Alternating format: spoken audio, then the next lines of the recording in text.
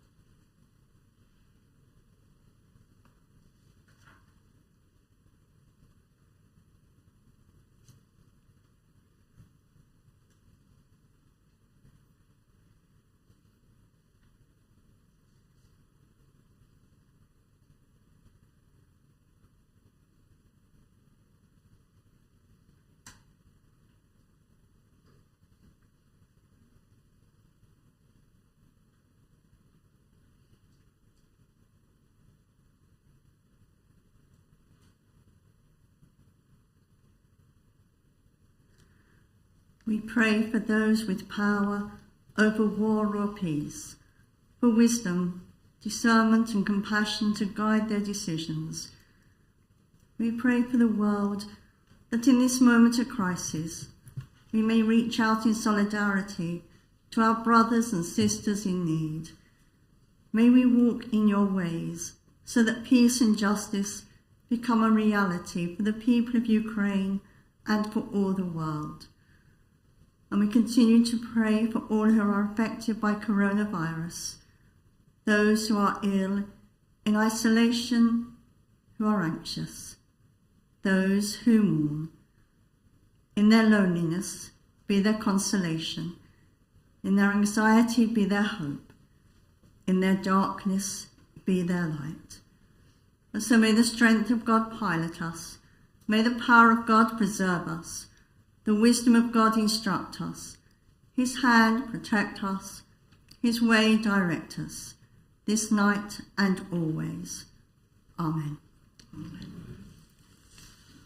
Thank you very much, Reverend Marion.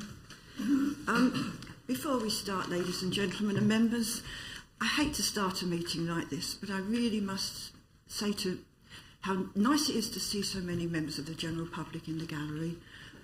But I want to see you, I don't want to hear you. I'm afraid members must be allowed to talk and debate quietly so that you can listen to them. Please, no heckling, no shouting or anything like that. If I have any problems at all, I will ask John to see you out. So I don't want to say that, so please, if you don't mind, just sit quietly and listen to the debates. And members too, whilst we're at good manners, I'm hoping that we won't get any shouting tonight and no calling out. And please just all act in a respectful manner. It's a very important meeting tonight. We all know that. We all want to hear, don't we, Councillor Savage? Yes. What's being said. and it's important that we all are quiet. I'm sorry, I can see quite a lot from here. Okay, we're going to item 1. Thank you for your cooperation. Item 1 is apologies for absence. Miss Horgan, please. Madam Mayor, we have apologies for absence from Councillor Dixon and Councillor Taylor. Thank you very much, Miss Horgan. Item 2, members' interests. So have we got any members' interests? Yes, Councillor Sheldon. Thank you very much, Madam Mayor. I'm writing to declare an interest on behalf of the Conservative Group relating to item 16.3, as there are members of the Paddocks Trust that are known to us. We as the Conservative Group, we know Owen Carty, who is a Conservative Party member. On top of that, several members of our group have in the past donated to the Phoenix Club and indeed attended events by the Phoenix Club, which is run by the trustee, Mrs. Durrant. Thank you. Thank you very much, Leader. Though I must remind, we did say that we would remain seated for the speeches. Any other members' interest, please? Councillor Mrs. Thornton. Thank you. I'd like to declare an interest in items 7, 11 and 16. I'd like to thank the Monitoring Officer for his email clarifying the position on the need for myself and Councillor Andrew Thornton to exclude ourselves from the debate and voting on items relating to the local plan due to perceived conflict of interest. It appears that the issue of a member's residence being in close proximity to a development site has now been updated in the guidance offered to Mr. Councillor Fault. My home is only a stone's throw away from Councillor Fault's, and my outlook or view from my home, like Councillor Fault's, will not be impacted by Policy H10. The same applies to any impact from any increased traffic, as we are not situated where this would apply. This only leaves the two issues referred to by the Monitoring Officer in his written email advice in December 21 regarding myself and Councillor Andrew Thornton, which stated, both are members of the Friends of Bowers Road Facebook group, and Councillor Andrew Thornton spoke in person against the local plan at the examination hearing. They have been told that this gives rise to conflict of interest and they cannot take part in the final vote on the local plan. I'm indeed a founding member of the now largely inactive Facebook group Friends of Bowers Road. However, so are 16 other councillors, some of who have been particularly vocal against the local plan in the past. Personally, my posts have been informative of the pros and the cons, but I've not expressed a fixed opinion. There's also been, over the last 2 years, a number of other Facebook groups that have been set up that are far more active and hold a definitive view campaigning against the local plan. And a number of councillors sitting here tonight are regular vocal contributors and have stated they will vote against the plan. Yet those councillors voicing their opinions against the local plan are still able to vote here tonight.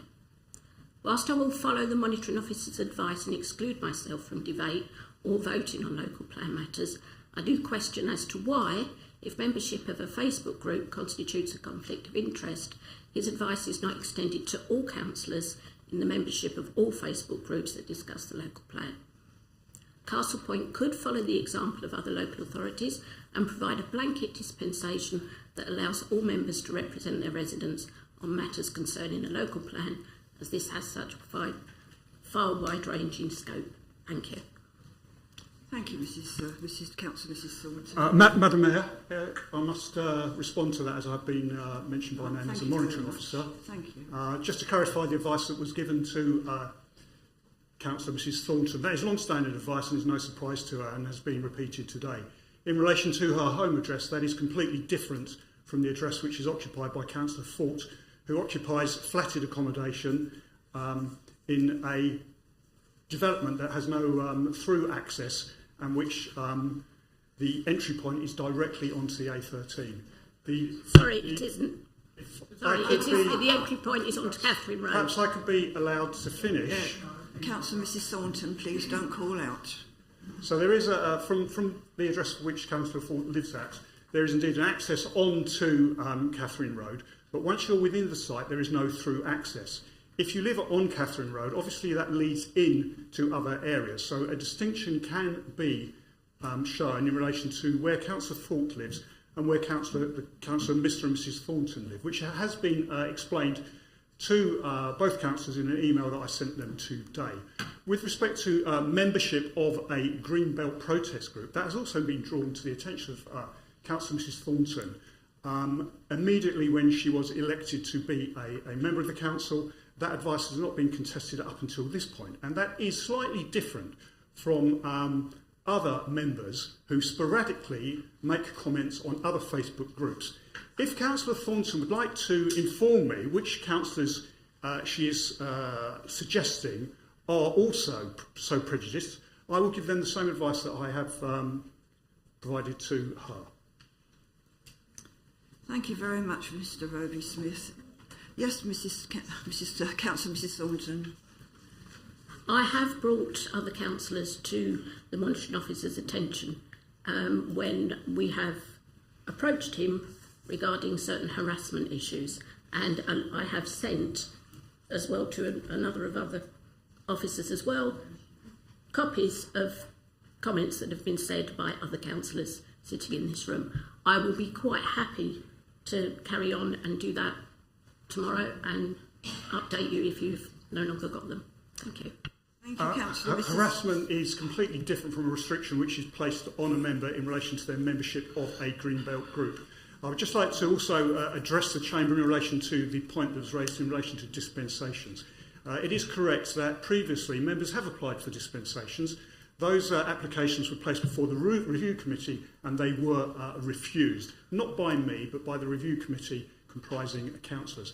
In relation to a blanket dispensation, in other cases that has been applicable where a whole range of members have been disallowed from taking part in the decision making of the council because the meeting was not quorate.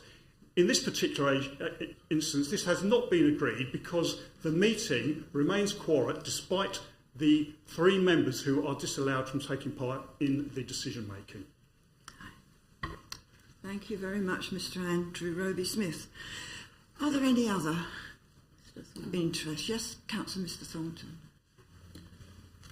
Even though our monitoring officer has said that, I still would like to put forward my comments, if I may please, as a continuance to Councillor Jackie Thornton's initial comments. Having received an email from the monitoring officer yesterday evening, I feel I have no other option than to take this recommendation and leave the chamber following the written advice that a conflict of interest arises due to the fact that I am a member of a Facebook group that discusses local plan, although I'm not a major contributor to it, and that I spoke at the examination hearings. However, I did not speak against the local plan, but to reinforce that if the inspector was in mind to find sound, particular elements of the content contained regarding HO10 should be upheld or possibly enhanced. If speaking at the examination hearing is to be classed as enough of a conflict to interest garner a recommendation from the monitoring officer not to participate in voting on the local plan matters, then this recommendation should be extended to Councillors Blackwell and Councillor Tucker, who were also fellow contributors on this same examination. This whole issue, as confirmed by the monitoring officer, centres around public perception. But public perception extends to officers' interpretation as well as how they apply it. It is my belief that any restrictions placed on members to represent their residents should not only be consistent and show political impartiality, but should be clearly be seen by the public to be doing so. It's disappointing that having been voted into office to represent the residents of my ward, that restrictions appear to be handed out to some members while others in similar situations appear immune. Thank you. Thank you. And Madam Mayor, I must respond to that as I have been named.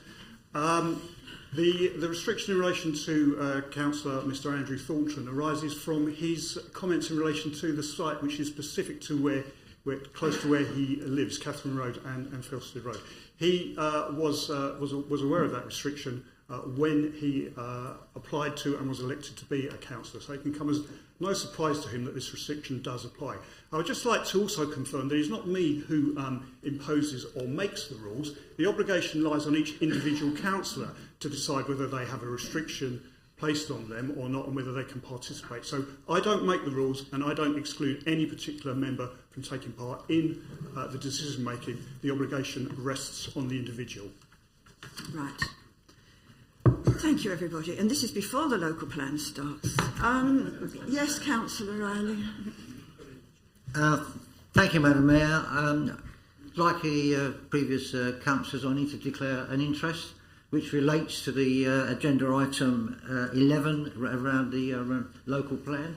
But I'm going to remain in the chamber for the discussions concerning the Green Belt, item 7 as such, because I don't believe that is cause enough for me to depart. I mean, I think that I've been a campaigner to maintain the Green Belt in our borough and across Essex, and I think I will take the leave to remain in the chamber and discuss that until the end of that. Unfortunately, I would love to stay here to represent my residents. I've been a councillor for 21 years and never been able to vote on a local plan. It's ridiculous, but that's not your fault or the monitoring officer's fault, but I will remain in the chamber for that agenda item 7. Thank you, Madam Mayor. Thank you very much, Councillor Riley. Is there anybody else? Right, okay, I'll take that. That's a no. Right, gentlemen, by the way, if you wish to remove your jackets, you're very welcome if you're getting a little bit warm. Okay, that takes us to item 3, the minutes. Are the minutes, there are 3 meetings listed, the one on the 24th of November, one on the 8th of December, and on the 23rd of February. Are they agreed as the correct record, members? Agreed. Okay, item, oh, I've got to sign something. Hold on, have I? Yeah. Hold everything. No. Okay, right, yeah.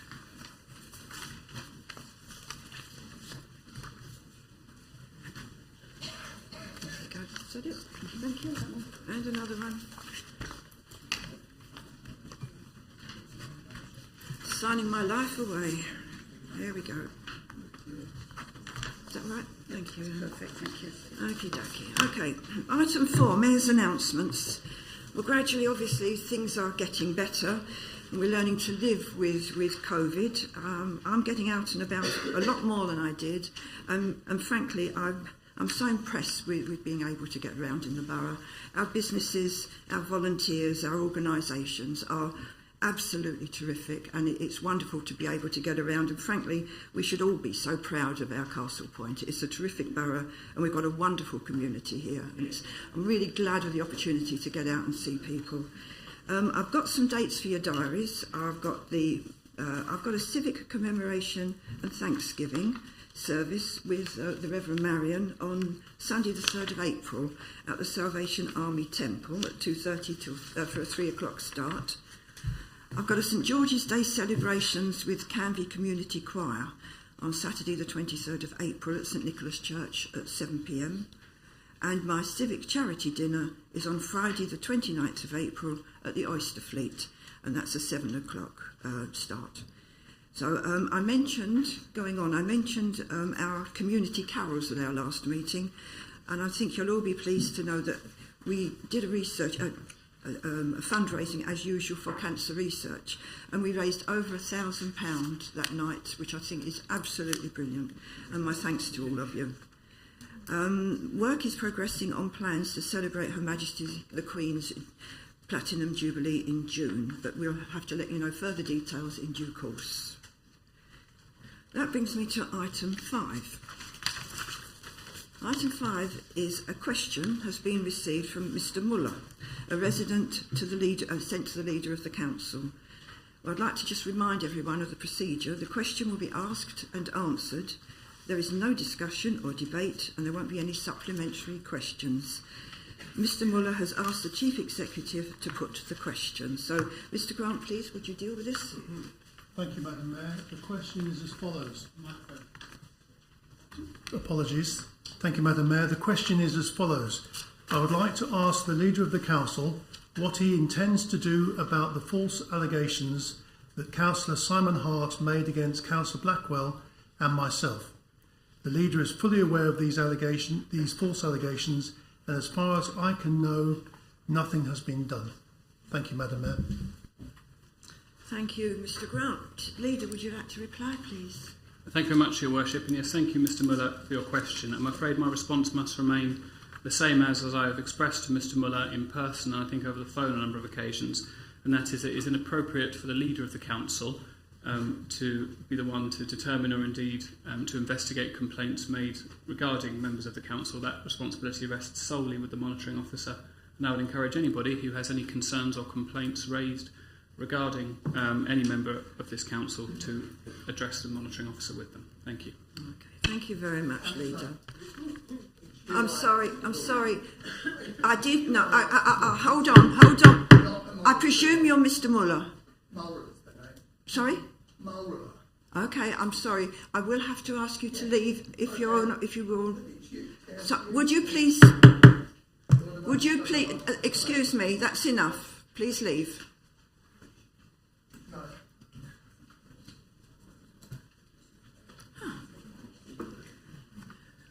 Well, it's a fun evening already, isn't it? I'm sorry. It's not what I expected. There we go. Yes, are we all right? Yeah. Item 6. No questions from members. Sorry? Yeah, it's fine. Item 6, yes. No. Item 6. No questions have been received from members of the council. Item 7. Item 7. Now, there is business to be dealt with from the last meeting, and we have the benefit of the report on the financial implications referred to from Cabinet to inform this debate. And we'll deal with the motion first. So, Councillor Mountford, you move the motion. Do you wish to speak first? I would like to reserve the right to speak, and I will not accept any amendments. Okay. Councillor Gibson, you're the seconder. Do you wish to speak? I need to repeat what Councillor Mountford has said. Thank you, Madam Mayor. Okay. Well, then, I did have an amendment, I believe, moved by Councillor Sheldon, but do you wish to go ahead with that? Obviously. Thank you, Your Worship. Although it's not likely to be accepted, I think I will move it anyway. Madam Mayor, I wish to amend the item on 7 to read as follows. We call on the Council to assess the recent announcements made by the Conservative Government and the new Secretary of State, Michael Gove, with regard to protecting Greenbelt and imminent changes to the planning system, and when reforms to the planning system are formally announced, to seize opportunities they present to protect and preserve the precious Greenbelt valued by residents in our local area and reduce the amount of housing developments that our borough and its residents will be subject to in the future. We further call upon the Council to make this a truly open and cross-party effort. And is there a seconder to that motion, that amendment? Councillor Varker. Thank you, Madam Mayor. I'm happy to second that amendment and also reserve the right to speak later in the debate. Thank you. Thank you. So I presume then, at this point, I need to ask Councillor Mountford and Councillor Gibson if they will accept the motion, but I'm presuming the answer to that is no. Okay. Now then, it seems that we now discuss the amendment, and then we will have a show of hands on it. So would somebody like to take the... Sorry, what have I missed? Oh, sorry there.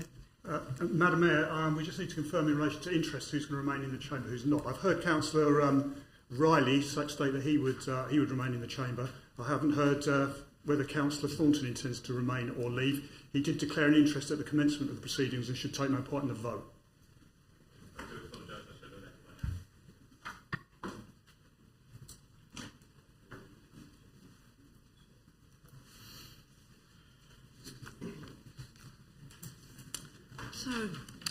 So we go ahead now and we have a discussion on the amendment. Would anybody have anything to say about the amendment? I've got Councillor Varker, Councillor Sheldon. Forgive me, Madam Mayor. Do I have the opportunity to speak to it now and indeed to sum up later? Or do I just get the one opportunity to speak? I don't mind. I've just got instructions here to have a discussion and then a show of hands. So if you'd like to lead the discussion or come back afterwards... Okay, well, I'm very happy to, if that's okay, Your Worship, to just, I suppose, introduce the amendment and talk about the reasons for putting it. So, first of all, I think it is absolutely important that whatever the government stating, whatever new planning legislation brings out, as long as it's relevant to us, that we sit down and discuss it properly as a council. Absolutely. Bearing in mind the government has signalled that there will be, I think, planning reforms coming out in the spring, and indeed I think that's been confirmed by the Chief Planning Officer. No problem with that, absolutely. I think, in terms of whatever comes out of it, if it being useful to protect and preserve Greenbelt that we as a council wish to, I think we should absolutely seize those opportunities. The problem I have with the motion as it was originally written, if I'm honest with you, is North West Thundersley. Because North West Thundersley is a site that, frankly, depending on what happens here this evening, could possibly be looked at as an alternative at some point later on. If this motion is passed tonight, it precludes North West Thundersley from actually being one of those alternatives, because it says take all necessary measures to protect all Greenbelt. And although, of course, Greenbelt is quite rightly Greenbelt, I'm sure that many members of this council, and indeed the public, would much prefer development in North West Thundersley as opposed to other places, particularly indeed in other places in regards to the local plan. I know this is a case because initially, in November, Madam Mayor, I ensured something was put on the Cabinet forward plan regarding a piece of work to be done by Castle Point officers and indeed Essex County Council officers to look at improving transport access for North West Thundersley as a future development site. And I had that confirmed by the Head of Place Policy and Planning in an email to myself that that was taken off of the forward plan because this motion would have precluded it. And I'm quite unhappy about it, if I'm perfectly honest with you, Madam Mayor. I think we should welcome whatever the government bring us in the planning reforms, and we should grab those opportunities with both hands. But I don't believe, Madam Mayor, we should tie our hands to alternatives in the future, and that's why I'm putting this amendment. Thank you very much. Thank you very much, Leader. If you're happy, then we will go ahead and have a show of hands.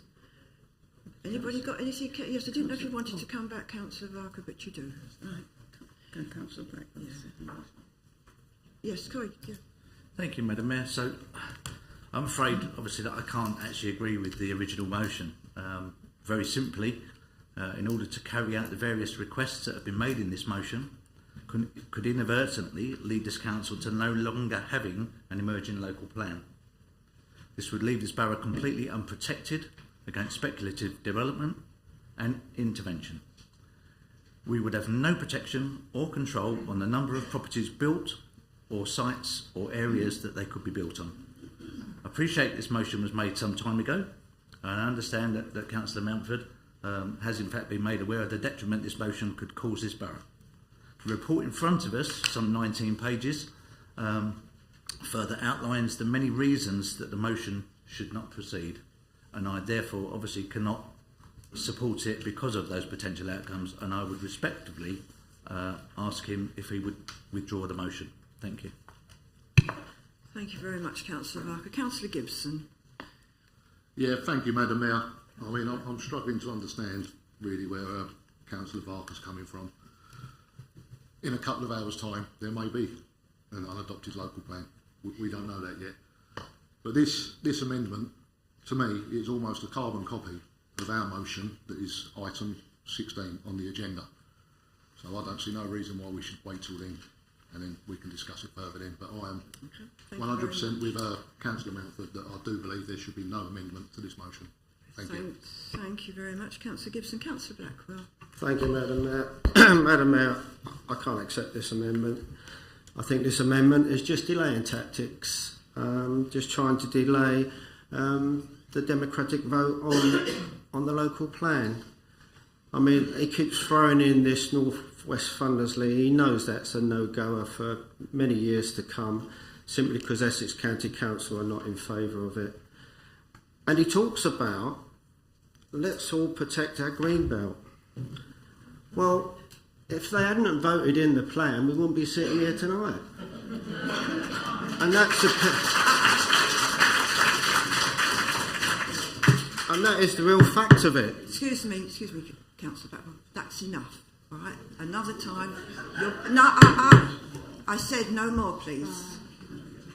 Councillor Blackwell. And that is the real facts of it. I mean, at the end of the day, all the residents have come here to see, not political shenanigans, they've come here to see members debate a local plan and whether the local plan needs to be approved or refused. And I think you can't keep going back and saying we are standing up for the local plan. You've brought us all here. voting in the local plan to the inspectorate has brought us all here. So there's no excuses. It's a fact. And so I think this amendment I won't be voting in favour of. Thank you. Thank you, Councillor Blackwell. I've got Councillor Savage next. I'm kind of confused, I'm sorry. So we've got to wait for an imaginary planning law from the government that protects the green belt, okay, but then so that we don't damage the green belt that we're already going to be talking about, but then we're going to go and build potentially on green belt in Northwest Lundersley. Is that right? Am I missing something here? I just don't get it, I'm sorry. Thank you very much, Councillor Savage. Councillor Mrs Mumford. Thank you, Your Worship. As a councillor newly elected in May 2021, I have not been involved in the enormous amount of work undertaken in preparing the Castle Point local plan, nor have I had the opportunity to participate in any previous vote regarding this. Before I became a councillor, Madam Mayor, like other residents, I was very concerned that developers would be wanting to build all over our precious greenbelt without any regard for our wildlife, infrastructure, or taking into account the wishes and concerns of residents. I did, however, recognise that something needed to be put in place to control how this was carried out, and feel very passionate about this. I'm extremely proud to have been elected to represent the residents of Castle Point and have listened very closely to the concerns of those who have contacted me. However, up until now, I have been unable to discuss how I intend to vote, as predetermination would prevent me from doing so, and if I did, I would lose my precious right to vote. My main priority is to stop speculative development in Castle Point, and I recognise this can only be achieved if we have a sound local plan in place. The reality is that the government's ambition is to build 300,000 new homes per year. The target for Castle Point is for 5,284 homes to be built by 2033. Homes are much needed for our future generations to be able to live in Castle Point. Madam Mayor, members, we all know that building in Castle Point will take place whether we choose to adopt the local plan or not. What we need to do is to stop speculative development. As a council, if a local plan were adopted, we would have control over master planning. This means not only housing numbers, but infrastructure such as roads, schools, doctors, and biodiversity, including protecting our wildlife and habitat, things we residents really care about. Without a local plan, speculative development could take place, increasing housing numbers and without any regard for these things. Without having a local plan, the Secretary of State may intervene. Perhaps some people might say intervention is the best course of action, as long as Castle Point Council is able to implement the master planning it has worked so hard to formulate. Madam Mayor, fellow members, it is up to you. Do we want to stop speculative development in Castle Point, or do we want to lose control? Only by having a local plan, and as each planning application is received, will the council and its residents continue to have a voice. I was elected to represent the residents of Castle Point and will continue to listen to their concerns and do so. What is best for our residents is to stop speculative development. However, I recognise that until the government reforms to the planning system are formally announced, giving us the opportunity to protect and preserve our precious greenbelt further, and as we have until December 2023 to have a plan in place, now is not the time to adopt our local plan. Thank you, Madam Mayor. Thank you very much, Councillor Mrs Mumford. I've got Councillor Tucker next. Thank you, Madam Mayor. I've listened quite interested to the last few statements. Can I make one point? This borough has had no local plan for the last 10 years. It's had speculative building for the last 10 years, at least. Now I'm hearing from the side that had no local plan for the last 10 years that we must have a local plan. I'm lost for words and admiration for the change in attitude. Thank you very much, Councillor Tucker. Councillor Fuller. Thank you, Madam Mayor. I'm not going to make a speech. I'm not going to really talk about the local plan as such. I'm only going to be talking about the amendment which has been proposed to the original motion. Councillor Sheldon, in his amendment, speaks about seizing the opportunity they present to protect and preserve the precious green belt valued by residents in our local area. Madam Mayor, the only seizing of opportunities that I've seen that's come out from this Conservative administration is seizing the opportunity to invite large-scale developers into the borough, seizing the opportunity to present them on a plate 40% of the borough's green belt for development. That's not the sort of opportunity we need to seize. I will be voting against this amendment. Thank you very much, Councillor Fuller.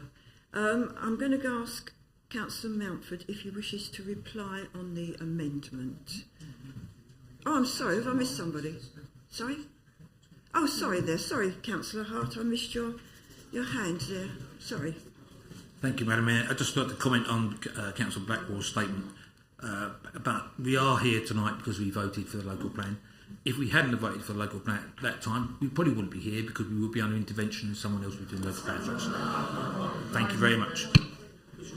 Right, thank you very much, Councillor Hart. So, Councillor Mountford, I will come back to you again, please, and say, do you wish to reply on the amendment?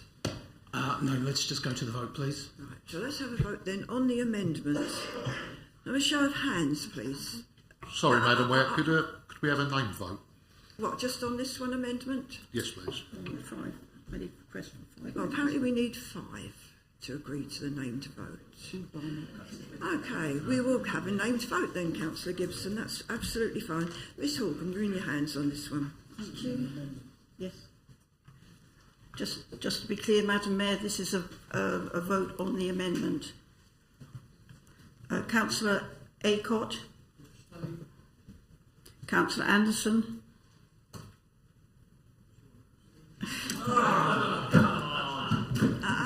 Councillor, that's enough. Councillor Blackwell. Councillor Mrs Blissett. Councillor Campagna. Councillor Cole. Against. Councillor Cutler. Councillor Ms Strogman. Councillor Mrs Egan. Councillor Owen Egan. Councillor Fort. Councillor Fuller. Against. Councillor Gibson. Against. Councillor Gregg. Against. Councillor Hart. For. Councillor Harvey. Against. Councillor Mrs Haunts. For.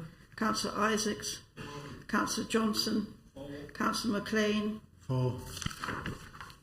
Councillor May. Councillor Mountford. Against. Councillor Mumford. For. I put it in the wrong place. Councillor Mrs Mumford. For. Councillor Palmer. Against. Councillor J. A. Payne. Councillor Mrs Payne. Councillor Mrs Sage. Against. Councillor Savage. Against. Councillor Sheldon. Councillor Skip. For. Councillor Thomas. Against. Councillors Thornton have both left the chamber because of interest. Councillor Tucker. Councillor Varker. Councillor Walter. Councillor Withers. Against. Can I just be clear, Councillor Riley, you were just staying to observe the debate, you weren't voting, is that correct? Thank you.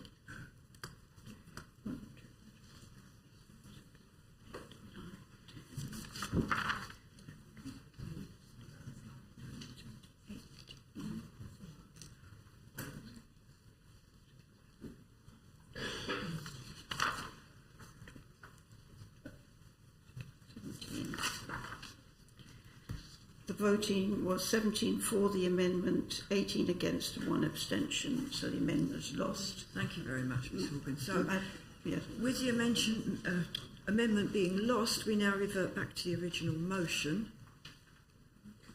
I'm sorry, Councillor Sheldon. Sorry, Worship, I was raising to speak on the original motion.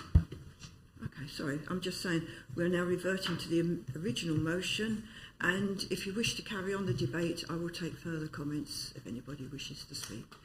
Councillor Sheldon. Thank you very much, Your Worship. I fully respect Councillor Mountford's decision not to accept the amendment. I'm slightly confused by Councillor Gibson's point that it's exactly saying what he's about to propose later on. In that case, if it's exactly saying what he's about to propose, I'm not entirely sure why he's so against it, but there you go.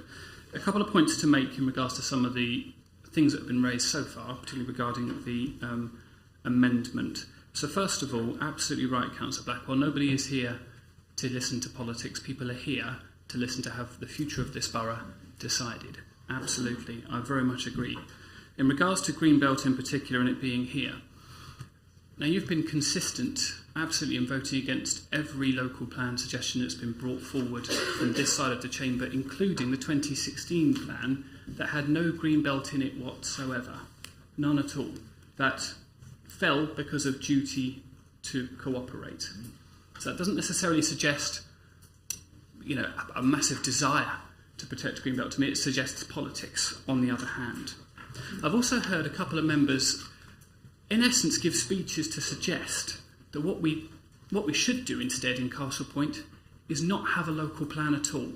Can I say that that would be the worst case scenario for us as a borough? Absolutely, we need a local plan. We need, however, Madam Mayor, and what we are all here to suggest and discuss tonight is the right local plan. And I very much look forward to getting onto that debate later on. I still feel, Madam Mayor, that the proposal as written restricts choice. And actually, I feel, I'll get onto it later on when we get onto the local plan discussion, that there has been precious little choice in regards to the local plan process for councillors and residents, and I would hate to see it, Madam Mayor, restricted any further by this motion. Thank you. Thank you very much, Councillor Sheldon. Has anybody else anything they wish to add to this discussion? No? Okay. So I think now I go to you, Councillor Mountford, to come back. This is your motion. This is your chance to wind up before we go back to the vote. Thank you, Madam Mayor. I'm ready to proceed with the vote on the motion. Thank you. Righty, okay. So if you're all right, then we will have another named vote, or do you want to show? Certainly call for a named vote, Your Worship. I had a feeling you would say that. We will go to another named vote, please, Miss Organ. You're all going to get very sick of the sound of my voice. If members would please indicate whether they are for or against the motion when I call their name. Councillor Acott. Councillor Anderson. Councillor Blackwell. For. Councillor Bissett. Again. Councillor Campagna. For. Councillor Cole. For. Councillor Cutler. Against. Councillor Ms Strogman. Against. Councillor Mrs Egan. Against. Councillor Owen Egan. Against. Councillor Fort. Against. Councillor Fuller. For. Councillor Gibson. For. Councillor Gregg. For. Councillor Hart. Councillor Harvey. For. Councillor Mrs Haunts. Against. Councillor Isaacs. Against. Councillor Johnson. Against. Councillor McLean. Against. Councillor May. For. Councillor Mountford. For. Councillor Mumford. Against. Councillor Mrs Mumford. Against. Councillor Palmer. For. Councillor J Payne. Councillor Mrs Payne. Councillor Riley. No, sorry. Councillor Mrs H. For. Councillor Savage. For. Councillor Sheldon. Against. Councillor Skip. Against. Councillor Thomas. For. Mr and Mrs Thornton have interest. Councillor Tucker. For. Councillor Varker. Councillor Water. Against. Councillor Withers. For.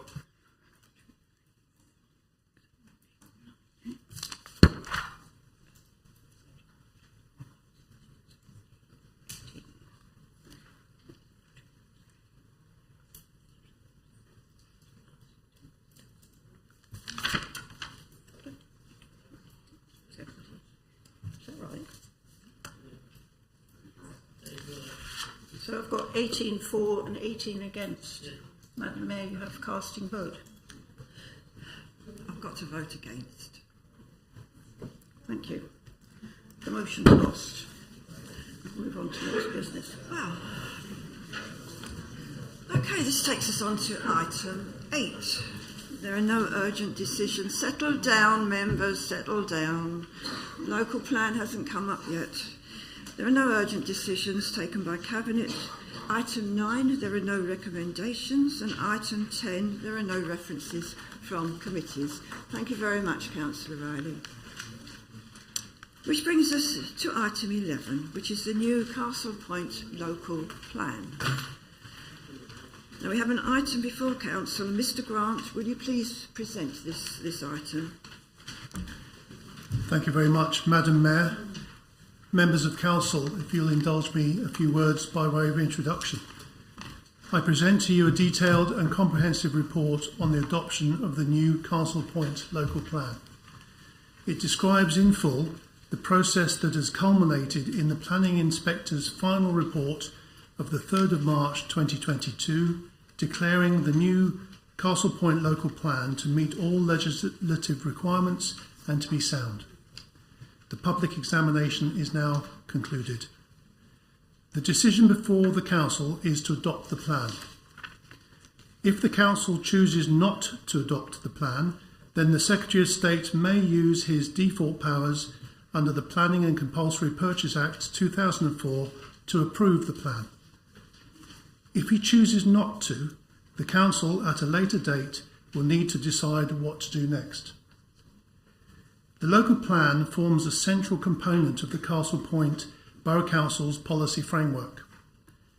Its significance cannot be overstated, both in terms of our legislative compliance and in the Council's legal duty to ensure the economic, social and environmental well-being of the borough, its residents and businesses.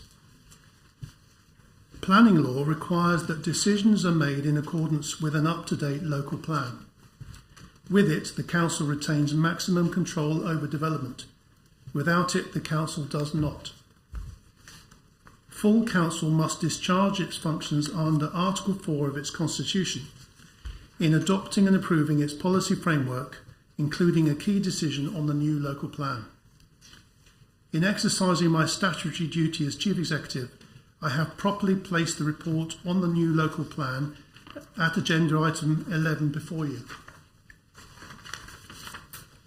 The Council must now discharge its functions in receiving the recommendations listed at 3.1 to 3.8 inclusive and debate and vote on them as per Article 16 of the Constitution.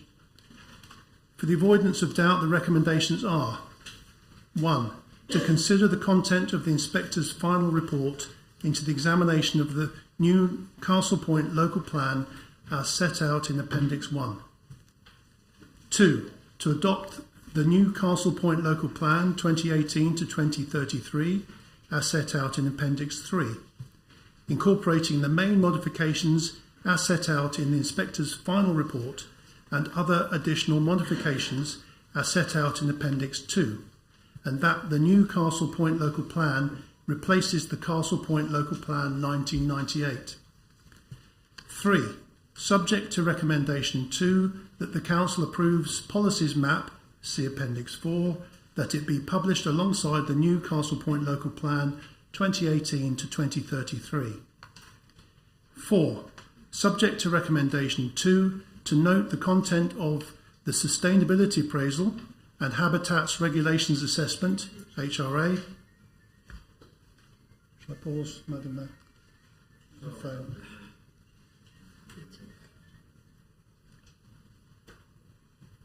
Thank you. And that they, being the sustainability appraisal and habitats regulations assessment, be published in accordance with Regulation 16 of the Environmental Assessment of Plans and Programmes Regulations 2004. 5. Subject to recommendation 2, that the Equalities Impact Assessment is approved. 6. Subject to recommendation 2, to give delegated authority to the Head of Place and Policy, and in consultation with the Leader of the Council, to make any necessary minor textual, presentational or layout amendments to the new Castle Point Local Plan 2018 to 2033, Appendix 3, and the adoption statement, Appendix 7, before publication, and to undertake all the necessary legal and procedural adoption processes. 7. Subject to recommendation 3, to give delegated authority to the head of place and policy, in consultation with the leader of the council, to make any necessary presentational changes to the policies map, including the creation of a web-based version. And finally, 8. In the event that recommendation 2 is not agreed, that a report be made to a future meeting of the council. Madam Mayor, I commend the report and recommendations to full council for discussion and vote. Thank you. Thank you very much, Mr Grant. We're now councillor asked to discuss and make a decision, but I understand, Councillor Sheldon, you wish to make an amendment. Thank you very much, Madam Mayor. I am very happy to propose recommendation 1, that we note the report, but I will not be proposing recommendation 2, that we adopt the plan. Instead, I wish to move an amendment. In October of last year, there was a flooding event where there were 50 properties flooded across Castle Point, and that was enough for Essex County Council, in fact I think actually at mine, indeed other Castle Point's request, for them to launch a Section 19 flood investigation under the Flooding and Wastewater Management Act 2010. We are not yet in receipt of that Section 19 flooding investigation. Madam Mayor, I believe that we should not be proceeding to vote on the plan until we have that in hand. So, Madam Mayor, I would like to amend recommendation 2, defer, until the council is in receipt of a report from the head of place and policy on potential implications for sites proposed in the local plan of the imminent report compiled by Essex County Council under Section 19 of the Flood and Water Management Act 2010 as the lead local flood authority into the flooding events that saw over 50 properties in Castle Point flooded in October 2021 once it is published. Thank you. Thank you very much, Councillor Sheldon. I think, Councillor Barker, you're going to second this. Thank you, Madam Mayor. I am happy to second the recommendation. I would like to reserve my right to speak later in the debate, please. Thank you. Thank you very much. Amendment, sorry. Yeah. Right, now I have here that we need to discuss and vote on the amendment. So have I got anybody who wishes to speak? Councillor Blackwell. Thank you, Mr Mayor. That's a nonsense amendment, absolute nonsense. It's just a more delaying tactics to try and stop a vote on this local plan. We had over 1,000 properties flooded on Canvey Island in 2014. That hasn't stopped the local plan going forward. So you're not going to try and throw in 50 properties which had flooding to delay this local plan. We need to get on with this plan, and we need to get on with a vote. These people want to vote, not delay tactics. And I should say that let's have a vote on the amendment. Let's have a vote on this amendment. Kick this amendment out and get on with it. Thank you. Thank you very much, Councillor Blackwell. Councillor Gibson. Yeah, thank you, Madam Mayor. I can't really add much to what Councillor Blackwell just said, but to me it's very clear. I think this is just a Conservative tactic again to kick the can down the road. I totally agree. The residents have had enough. The morale is down. We need to get this vote. It needs to happen tonight, and we need to move it forward. Thank you, Madam Mayor. Okay, thank you very much, Councillor Gibson. Anybody else, or do you just want to go to this vote? Yes, certainly, Councillor Sheldon. Thank you very much. A very short discussion, but I will summate the discussion. In regards to the flooding event that happened in Canvey Island on 2014, the difference between then and now is that that report was published and was taken into account in regards to the evidence actually submitted to the local plan. There was the opportunity for that to happen, and my understanding is, I haven't gone through all of the flooding documents because there are so many, that whatever wastewater assessments, all the rest of it actually was taken into account, all of the actions that came from that 2019 flood report. You're right, in this occasion it was only 50 properties, it wasn't 1,000, but it means a lot to those 50 residents. It also, Madam Mayor, it means a lot to those residents who were flooded quite close to those sites within the plan. And I think that's incredibly relevant, bearing in mind we're moving to discuss it. But If the council don't believe it's relevant, Madam Mayor, then that is entirely up to the council. Thank you. Thank you, Councillor Sheldon. Although Councillor Sheldon has just wound up, I will allow you to speak, Councillor Savage.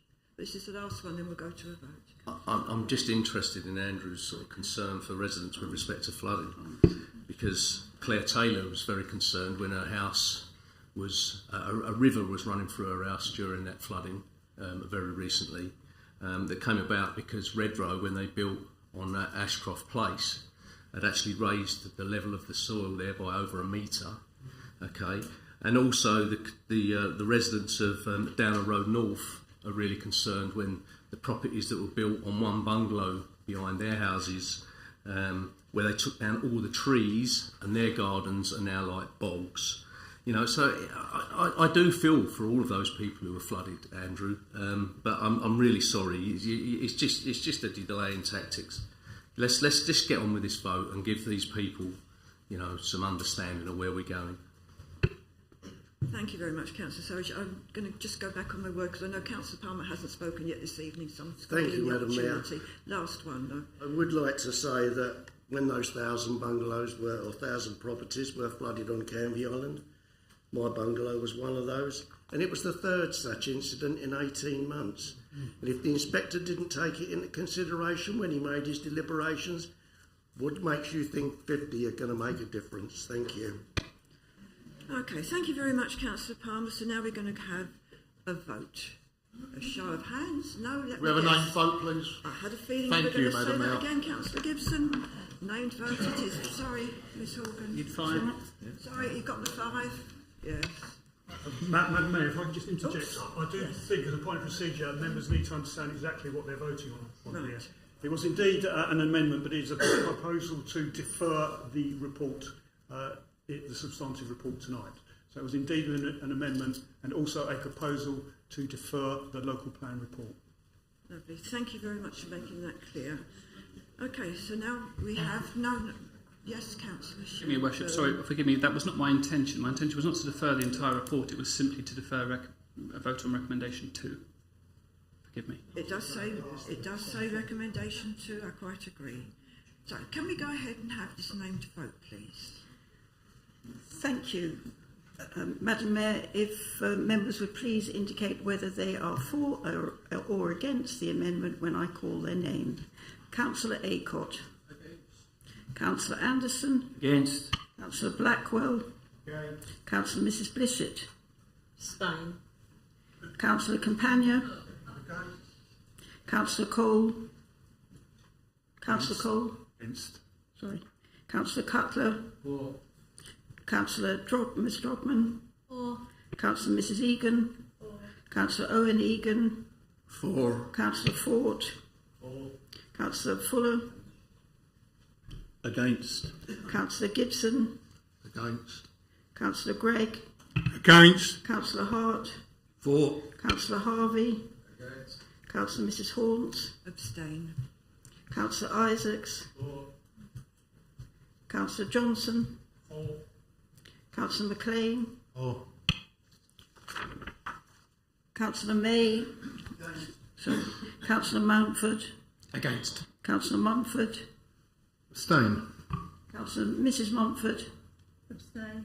Councillor Palmer. Councillor J Payne. Councillor Mrs Payne.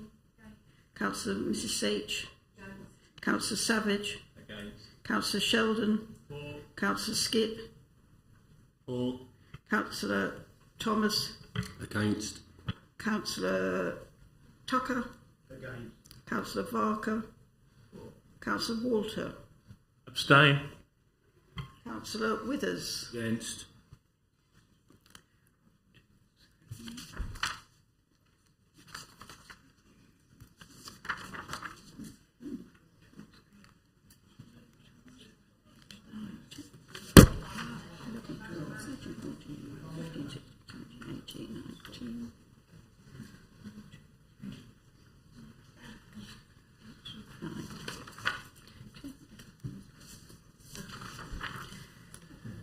Voting was 12 for the amendment, 19 against and 5 abstentions. So the amendment was lost.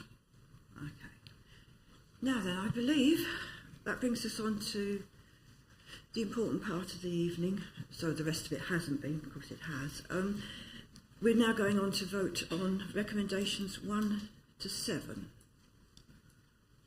So I need people to, I need a discussion. This is actually on the local plan itself. If you've read the recommendations, recommendation 1, I know that we've gone through this, but recommendation 2 is to adopt the new Castle Point local plan and everything else. So this is what we need to discuss right now.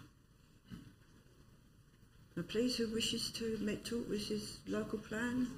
Councillor Walter. Yes, thank you, Madam Mayor. I must admit that I have trouble expressing myself on this matter briefly, as my original notes on the subject were absolutely voluminous. I'd like to pay tribute to Ian Butt and his team for the serious amount of hard work that they've put into the plan and their high professional standards. I'm sure that Ian and his team have tried hard to minimise damage to the environment while satisfying the requirements of the Planning Inspectorate.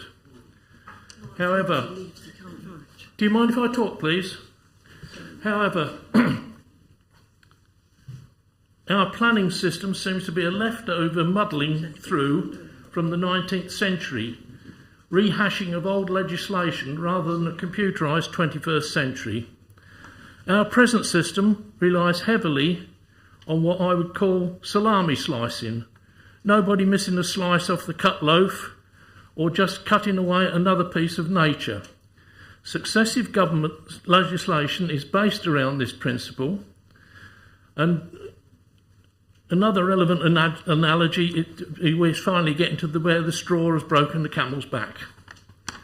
The starting point for planning major areas, not just for Castle Point, but the whole of the Thames corridor in the 21st century, should start with a series of interactive computer models of the area, each one concentrating on particular aspects and taking into account every element. In particular, we should analyse changes in the incidence of localised extreme microclimate conditions and should seek to identify the reasons for them. The widespread use of weather stations should be distributed all along the Thames corridor to provide data for these more frequent extreme microclimate events. To go into all the various elements, including biodiversity, that would need to be considered would take too much time for me to explain in this chamber at this time. What is required is a fully computerised urban capacity study, and it should be taken before a plan is even produced. The government has made some giant leaps in legislation with COP26, and to my knowledge, no such study has ever been done anywhere in the world. We would be world leaders. We have an opportunity to lead the world. I appreciate that my colleagues in the past have voted in favour of the plan, as it being the less severe option than having no plan. But as an environmentalist, I cannot support that view. Thank you, Madam Mayor. Thank you very much, Councillor Walter. Does anybody else wish to speak? Oh, right, Councillor Withers, please. Okay then, Madam Mayor, I'll kick off. Because at the end of the day, Madam Mayor, we keep hearing the Conservative group opposite blaming the officers for this plan, saying it's not their plan, it's an officer's plan. And it must be frustrating for our staff to keep hearing this bandied around. Let's get facts right. This is a Conservative local plan, and they cannot say it's not. Now, one thing you ask for in a council is honesty. That's the one thing residents call for from their councillors. So when we see leaflets and pamphlets put around the borough a few months ago saying, thankfully the Conservative group at Castle Point have agreed to halt the local plan, they haven't. The local plan was still going ahead. They never instructed officers to stop the local plan. In fact, while these leaflets were dropping through your letterbox, giving all the praise that are against Greenbelt planning, they were meeting all of the big developers in the development board discussing their plans for all the green belt in Castle Point. If they were so much against this plan, they would have stopped any of those meetings, and they keep worrying about what the Secretary of State, Michael Gove, said, and dear old Boris, don't build on Greenbelt. The Secretary of State, Michael Gove, we shouldn't enforce housing numbers on local authorities. Great words, no policy.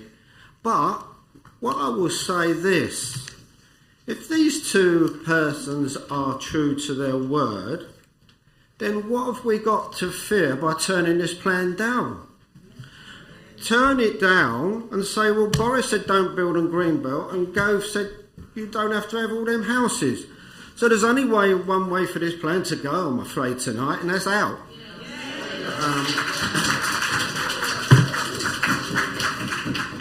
And we want to say to residents, do we live in a democracy? Do the councillors listen to their residents? No, they don't. Does the government? I mean, they're saying the government's forcing us. They're going to come in and force all these houses on us. This is a democracy we live in. We're supposed to be listening to our residents. And I've said this time and time again. Now, who are all these houses for? They're not for our youngsters. They can't afford £400,000 or £500,000 houses. You've only got to look at Solby Farm. When they built all them houses there, there was all £400,000 or £500,000. My kids couldn't afford an house like that. They're not for the young people. I tell you what it's for, the overspill from London. That's what it's all about. Now, when it comes to the inspector's investigation, should we say, it was disappointed that the inspector didn't really take note of all the things we said, and I'd like to congratulate all those residents who gave evidence, especially the ones on Canvey who gave some really cute evidence on the coma sites. They never listened to the emergency plan and some of the fears what may come along, the flooding. It seems that this plan had already been rubber stamped. And I felt disappointed that you were all giving up your time to fight your cause, but this plan was going to go and the government was going to approve it. Well, I say this. I'm not afraid of the government coming in. Let them come in. I don't believe they will force this because I believe, like Councillor Sheldon says, the government may well change their mind. And I'll tell you why they might change their mind. Because they're frightened to lose too many Conservative councillors come May. That's what it's all about. And we shouldn't be afraid, this plan. Members, I would say to everyone here tonight, vote no to this plan and vote it out. Thank you. Right, thank you very much, Councillor Blackwell. Councillor Withers has got his hand raised higher than yours, Councillor Anderson. So, Councillor Withers, please, and then I'll ask you, Councillor Anderson. Oh, sorry, Councillor Fuller. Sorry. Thank you, Madam Mayor. I beg your pardon, Councillor Fuller. I joined this council several years ago, and when I joined, I was made very aware of the responsibilities of a councillor. The responsibility of a councillor is not to promote their own political ambitions. The responsibility of a councillor is to serve all of the borough. We're elected in our wards, but when we join this council, our role is to our residents. And we must listen to our residents. And we must do what we can to make sure that our residents' lives are not reduced in terms of their opportunity for open space, not reduced by increasing numbers of houses in their already crowded locations. So when we look at this tonight, this is probably, well, it's certainly the most important vote that I've been called upon to make. And I've given it due consideration. I've read through reams of paper. I followed the proceedings and the inquiry, and it all came down to a very simple fact for me, is that does this borough need 5,500 houses? It doesn't. In my opinion, the 5,500 houses are not for this borough. The 5,500 houses are there simply to give an opportunity, as I said in the evidence for the local plan report to invite large-scale developers into the borough. You can't invite large-scale developers into the borough who, by the way, the only profit would make from this will go to the developers and, of course, to the estate agents that have got the privilege of selling those 5,500 houses. You can't invite those developers into the borough until you provide them with something to develop. And by taking 40% of the green belt of this borough and really laying it at the feet of those developers, what that is, unfortunately, what this plan seeks to do is totally against what the residents want, and it's totally against what the residents should be given. The whole issue is what this is about. It's about that green belt. And if we sign this off tonight, if this vote goes through and this local plan is approved, that green belt, at the moment that vote is counted, is lost to this borough forever. It can never be replaced. It cannot. Members of the public, I know this is a very heart-rending sort of vote, and it's so important to all of us, but please, would you refrain? And mine too, so would you please refrain? Madam Mayor, if I can continue, I would say that the green belt, you cannot create it. It has existed, and over the years it's been whittled away. It was established for a very important purpose, and that is to stop urban sprawl. Once that green belt goes, you don't have towns, you don't have communities. What you have is just conglomerations of houses, which is, if we seek to vote this through tonight, that is what we're giving our residents.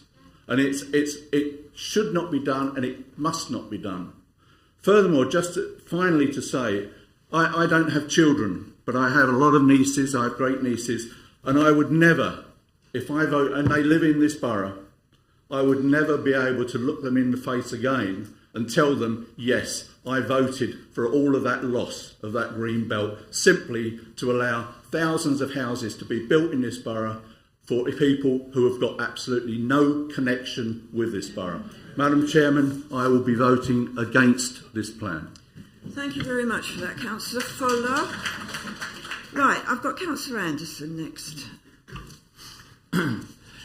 Yeah, thank you, Chairman. This obviously is important to all Canvey and mainland residents. Canvey's on flood zone 3, capable of flooding, and it has been flooded in the past, and you heard about the amount of houses that were flooded about 4 or 5 years ago. What we've got at the moment is low-level chalets being built on Sandy Bay. Now, I voted against that plan when it came through. This side of the chamber voted it. They voted for all these chalets. They voted for all these chalets to go on there, even though it was next to 2 volatile sites, the gas and oil plants. It was voted through from that side of the chamber. Believe me, I don't forget it. If you'd let me finish, let me finish. We've got terrible infrastructure problems on Canvey and Benfleet. Now come 2 o'clock in the afternoon, right up to 7 o'clock at night, the cars that's coming on to Canvey and vans is unbelievable. And I know Tarpots has got similar problems. Yes, I'm against building on Greenbelt. On this side of the chamber has always talked about Greenbelt, but they've never talked about flood zone 3. They've never talked about the low-level chalets being built on Canvey. I always said new towns, always said new towns should be built in the north of Essex. And I'm against the government inspector coming in and passing 5,000 houses to come into this area. Rochford had their chamber voted against houses going into their area, and that's what the residents wanted. The government inspector came in and overruled it and passed it. So Rochford are going to get 5,000 or 6,000 houses. I've always been against this local plan, and that's why I voted against it in years past, and that's why I'll be voting against it again.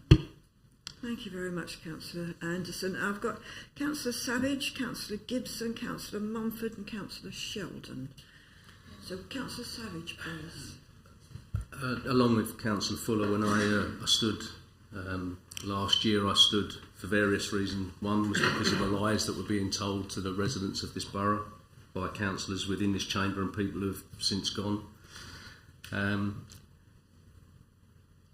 I looked up what the role of a councillor is. You can Google it, and it basically says that you're a conduit of information from the residents to the council and from the council back. Well, we're certainly a conduit of information going towards the council, but some of the stuff that I get back I'm not overly pleased with as a councillor, let alone as a resident.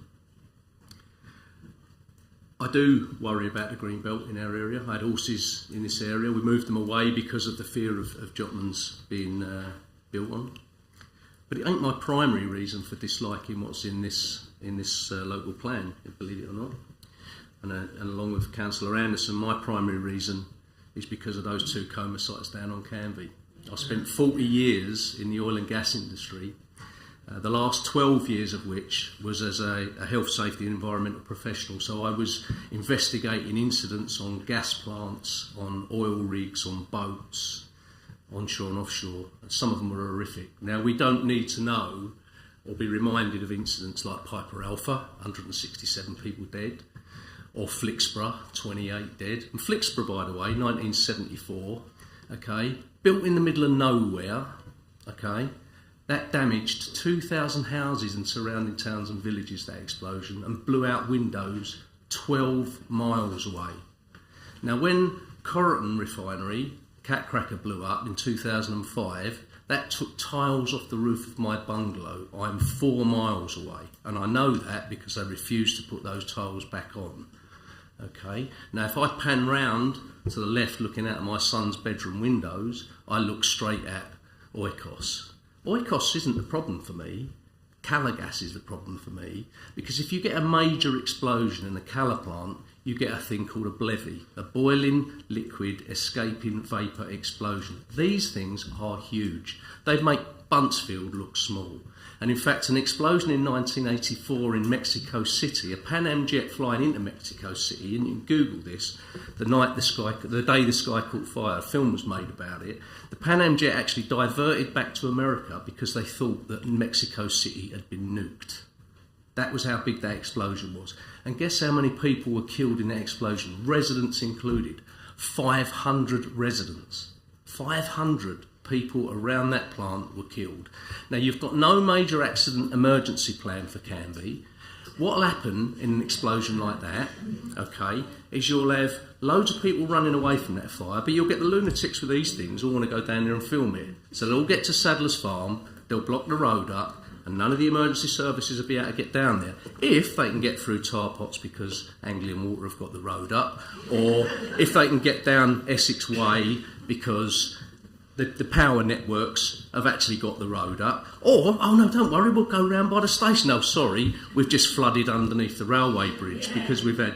Yeah, you don't realise what you voted for. You don't understand what coma means. Control of major accident hazard. That means that people die, okay?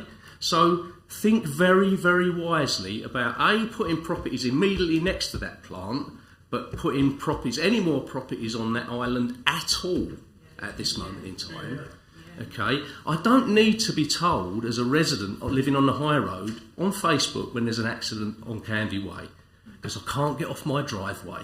I know exactly when there's been an accident on Canvey Way within 5 minutes. Okay, this plan is not only bad, it's dangerous. Very, very, very dangerous. Thank you, ladies and gentlemen. Oh, thank you very much. Oh, come on. Thank you very much, Councillor Savage. Brings me to Councillor Gibson, please. Yeah, thank you, Madam Mayor. I'm not going to sort of go over everything everyone said. I mean, Councillor Fuller made a fantastic statement. I think we all know how important the Greenbelt is. But What I would like to add, I want to make it very clear that we are fully aware that we need to have a local plan. We have never said we do not need to have a local plan. All we've said is we need the right local plan. This is not the right local plan. This has caused residents untold stress and grief. And I would also like to say there's one person in this chamber who I believe has turned his vote around on this local plan, and that is this man sitting next to me, Councillor Steve Cole. Although I know they're going to come back and say that he has previously voted for the local plan, we're fully aware that he's voted a local plan, but he grew a conscience. He left the Conservatives and he started his own party. Sorry, yeah, I thought you was going to bang. Yeah, I'll write in a minute, carry on. Okay, no problem, we're waiting for the bang. No, and that was it. I just, like I say, I just want to make it clear, perfectly clear to everyone, that we are fully aware there needs to be a local plan, just not this local plan. Thank you very much, Councillor Gibbs. And I will be asking for a named vote. Of course you will, and I will be too. Thank you very much, Councillor Gibson. It brings me to Councillor Mr Mumford, please. Thank you, Madam Mayor. I'll be fairly brief. Madam Mayor, in the event that the plan is not agreed tonight, this council will clearly be exposed to possible intervention by the Secretary of State. The powers of the Secretary of State are well documented and indeed were broadly outlined in this report and earlier reports this evening. Madam Mayor, we are informed that our proceedings tonight are being closely monitored by the Secretary of State's office, and any decision this council comes to, either to adopt the local plan or otherwise, will have implications for all of us for years to come. Madam Mayor... Right, that's enough. I'm sorry. I've had enough of your... You must not join in. Let the councillors speak. Do you understand? I know it's a lot of hot feelings. I quite understand that. But you're here to listen to your councillors speak on your behalf. Thank you. So listen to them, please. Let's have enough. Thank you, Madam Mayor. Madam Mayor, in the event that the plan is not agreed, we need to know what he, the Secretary of State, will do. What we do know is that he, via the inspector, has the Secretary of State has a found sound local plan in accordance with national policy, and that I believe it is quite an unprecedented achievement for a local planning authority. So I'd like to once again say well done to the staff who have worked so diligently and hard to put this plan together. The Secretary of State's decision will be based, I would think, on what he considers his priorities to be. For example, would a decision by this council not to adopt be an example of local democracy at work? Or would a decision for the Secretary of State to approve the plan be contrary to what he and others have been messaging regarding enhancing greenbelt protection? Would adoption assist the government reach its house building target of 300,000 homes per annum? Would non-intervention send a shockwave through the plan-making system and cause other local planning authorities to down tools and simply write and wait for possible planning reforms? Madam Mayor, irrespective of any decision, we urgently need to know whether he, the Secretary of State, stands with regards to this council and its local plan. If he does approve, then so be it. If he does not, then at least we know where we are and we can begin to plan our next steps. So, if the plan is not agreed, it's over to you, Mr. Secretary of State. Thank you, Madam Mayor. Thank you, Councillor Mumford. Councillor Sheldon. Thank you very much, Your Worship. I think a few points I just want to respond on specifically before I get on to the meat of my speech. So first of all, can I just almost ask for a point of clarification from Councillor Anderson? I don't recall us or anybody actually voting for the development of Sandy Bay. It's my understanding that that's from an extent planning application from the 1930s, and that's why in essence it's allowed to be there contrary to what would be normal COMA regulations. I think you're right, yes. I don't know if you can clarify as to where that comes from first. Clarification. The planning group was made up of majority of Conservative councillors, and when it was put to the vote for these houses to be built in that dangerous area, your side of the chamber voted it through, and all these houses have started to be built down on Sandy Bay, and they're only on a bungalow level. Where do they go when it's flooded? It was voted from this side of the chamber. I think we'll move on. This is another subject altogether. Let's just proceed with this one. I think you're right. It was an outstanding plan that could not be gone back on. But this is old history. Let's get on with what we're talking about. Indeed. Thank you for that clarity, Madam Mayor. I think really this comes down to choice. Now, if you look at the NPPF, if you look at the government regulations, they almost enshrine choice. They talk about councils can put forward exceptional circumstances. Councils can, choose where development goes. Councils can choose their values and whatever. But what has been found at this council, and I believe across the country, is that as soon as it hits town halls, that basket of choice, if you like, just diminishes and diminishes and diminishes, until councillors are left with almost a fait accompli. Now, I'm not into blaming officers at all. However, officers need to be held to account. That's the role of councillors, is to hold officers to account for things. And I find it interesting, I think it was no coincidence that the same sites that were being discussed 10 years ago are the same sites that we are sitting here discussing now. And I cannot remember when any of us have ever been presented with any alternative that we have ever been told was viable.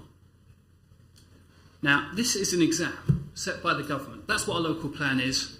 It's an exam. And here we have an essay that's written. It's 10 minutes before the end of the exam, and here we have an essay that's written that we know on source material provided. We've got a choice as to whether or not we put down the essay we've written, or whether we start a brand new one with 10 minutes left to go. Personally, I think it's worth the chance to start that essay again. I think we should. And I hope the Secretary of State gives us that opportunity. But I think it's important that everybody is aware that we as councillors, whenever we've sat and looked at reports, have never been presented with any alternatives. It has simply been, this is the only option. Now, I don't believe that that's the intention of government policy. I don't believe it's certainly not the intention of any minister. And I don't necessarily actually believe it's the fault of any individual officer. But I believe that's, unfortunately, just the reality that we have been placed with here. The other reality I just want to bring to you is the thought that if this plan is not adopted and we look to something else, that's it, job done, or the developers were going to go away. Or indeed, that if we didn't start the process 10 years ago, then developers were going to go away. And that was never, ever going to be the case, nor is it going to continue to be the case. We are a small local authority. We have got a limited legal budget. Developers have and will continue to spend millions and millions and millions pursuing these greenbelt sites. They have been for the past 10 years. And I'm pleased to say that none of them have been built on yet.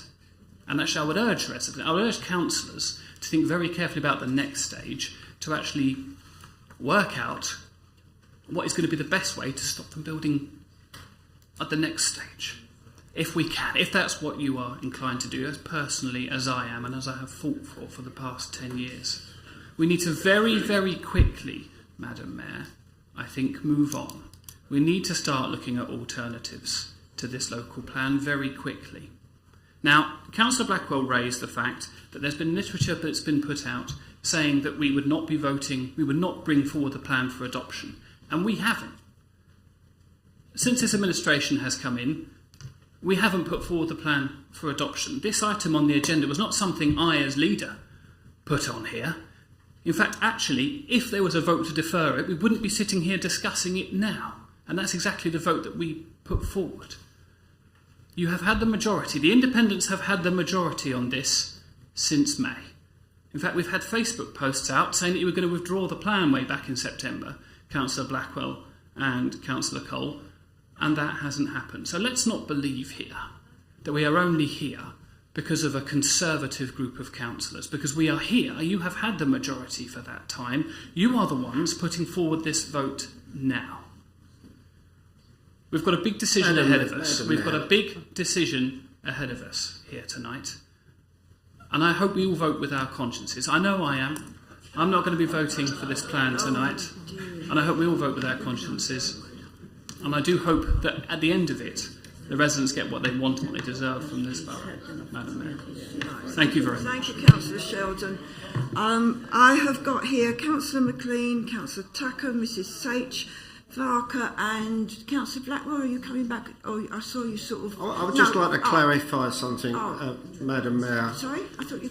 Councillor Sheldon, he keeps going on and on and on about, deferment.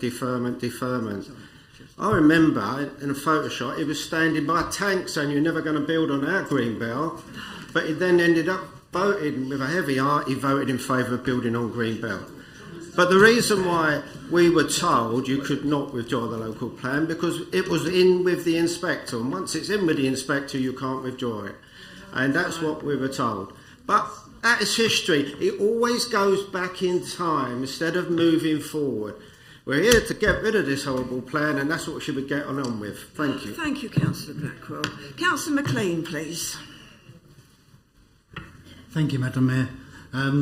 There is nobody who enjoys the realities of decision making in respect of a local plan on this side of the chamber or the other.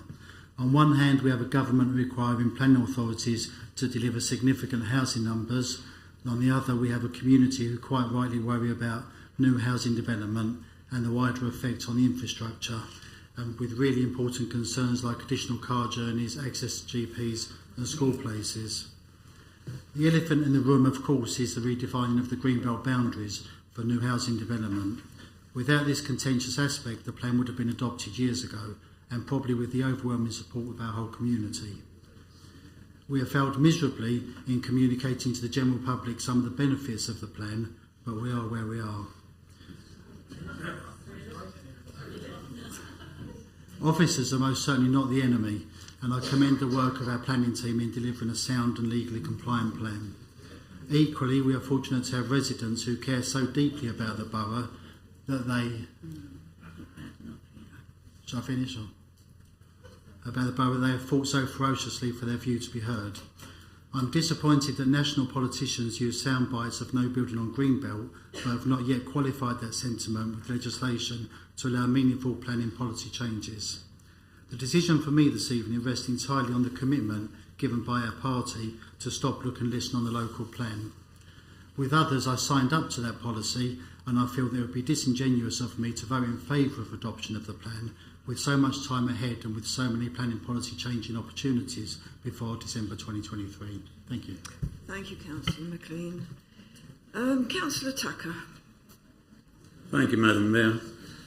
Can I first congratulate Councillor Russ Savage for his very graphic description of what can happen when a colour gas site goes up in the air. I won't be voting for this plan. The inspector has found the plan sound, which means it passes the rules, even after more than 300 changes to it. Does it mean it's a good plan for this borough? Not really, just ask the people who live here. The people who we asked to vote for us. Canvey Island's urban area is the second most congested area in Essex, second only to parts of Basildon. We are expected to take another 300 homes on one site. That is adjacent to an acknowledged deprived area, which is adjacent to an area that suffers from surface water flooding. And now, on top of that, this plan is going to design, we're going to put the industrial hub of the borough in the same ward. There's another 195 houses to go into that ward. There is about 800 homes on Thorney Bay that's going to go into that ward. Does this make sense when you've got the second most congested area in Essex? We're now looking at putting 2 new roundabouts on major access routes to Canvey Island, where the plan already acknowledges we've got problems. What's the answer that the plans give us? We'll put roundabouts on the roads. I'm sorry, it's wrong. There's rules and regulations imposed on us by government. But if the plan is good for the people, I will vote for it. But I'm not going to vote for this because I've got to face those people tomorrow. Thank you. No, thank you, Councillor Tucker. I've got Mrs Sage and Councillor... That's enough. And Councillor Barker. So, and then I'm going to call it a day because I think we need to get on with this vote. So Councillor Mrs Sage and then Councillor Barker. Thank please. you, Madam Mayor. I'm not going to reiterate what Councillor Blackwell, Fuller, Savage, Anderson, Tucker have said. I agree totally with what they say. I just want to add one small point. Turning to the report by the officers, stating that the officers' morale will be low if this plan is rejected. I can see how much work has gone into this, but what about the low morale of the residents of Castle Point who will have to live with this destruction for the rest of their lives? Thank you. And Councillor Barker. Thank you, Madam Mayor. I've listened intently tonight. It's been a very good debate, I have to say. So, 1998 was our last local plan. We've tried several times, we know that, and we've never ever agreed. Never ever agreed. Twice it's been to examination, with and without Greenbelt, and twice it's failed, which is really not brilliant. So, we all know, as people have said it tonight, that having a local plan is the best way of stopping speculative development. At the end of the day, that's what it is. March 2018, we got the letter from the Secretary of State saying, basically, guys, you've never done it. We're fed up with the fact that you've never done it, and we're going to do it for you. All right? 2018, that's what I said. So, at the end of the day, at that stage, I was faced with a dilemma, having voted not to build on Greenbelt previously, as many of the councillors here have done. So, do we take this letter and chuck it in the bin, stick our heads in the sand and do not a lot, or do we try and stave off what he's saying is intervention? That's intervention where we have no control over what's built, where it's built, how much is built, and we get nothing for it whatsoever. I fail for it, the residents fail for it, the whole borough fails because somebody else is doing this for us. We have no say whatsoever. So logically, for me, back in 2018, what do? For me, it's better to have that control, and that's the way I voted. But obviously times change. Views change, rules change, laws change. Sorry? Councillor Anderson. I'm not talking about the paddocks, Councillor Anderson, so let me finish and stop being so bloody rude. Please. Come on now, that's enough. Councillor Anderson, don't interrupt, and please let's mind our language. So, times and views and rules change, laws change. 2018, we had no idea what was in ahead of us. We had no idea there's a worldwide pandemic. We didn't even know if Brexit was going to happen or not. It's noted by the council, by the government, that they want a plan in place by 2023. That gives us 21 months from now. We've staved off intervention by complying to keep and try and keep control. Having that emerging local plan over the years, as Councillor Sheldon has said, has enabled us to prevent some of these sites being built on. At the end of the day, tonight, I'm a bit surprised really, because tonight we're either voting to adopt the plan or voting to not adopt a plan. But everybody seems to think we're voting to withdraw the local plan. None of you have said that. If you want to say that, please go ahead and say it. We're not voting to withdraw the local plan. We're voting to say we either adopt it or we don't adopt it. We know that, you might not. Well, I do know that. But what you're actually telling everybody is that tonight's vote is to withdraw the local plan. It's not. You know, it's in the report. You know, so it's black and white. Things change, and at the end of the day, views change, laws change, and we've still got time.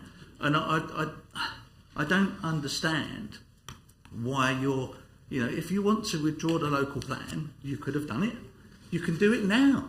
Why not? You know, you're telling everybody that that's what you're going to do tonight, but you're not. You're voting to either adopt it or not adopt it. Not adopting does not mean you are withdrawing the local plan. Thank you. Oh, thank you, Councillor Varka. I begin to think I'm at parliamentary question time. I'm going to go on to the vote. I don't know about anybody else, but this is going to be a named vote, and this is the most important vote you will ever make. So please, Ms Horgan, would you do this for us? Madam Mayor, if members would please indicate whether they are...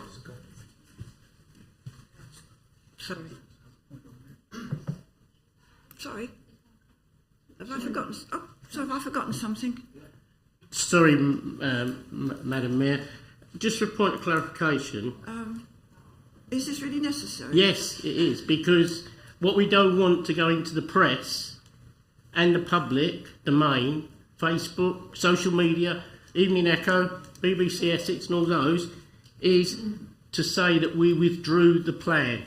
It clearly states recommendation 2 to adopt the new local plan.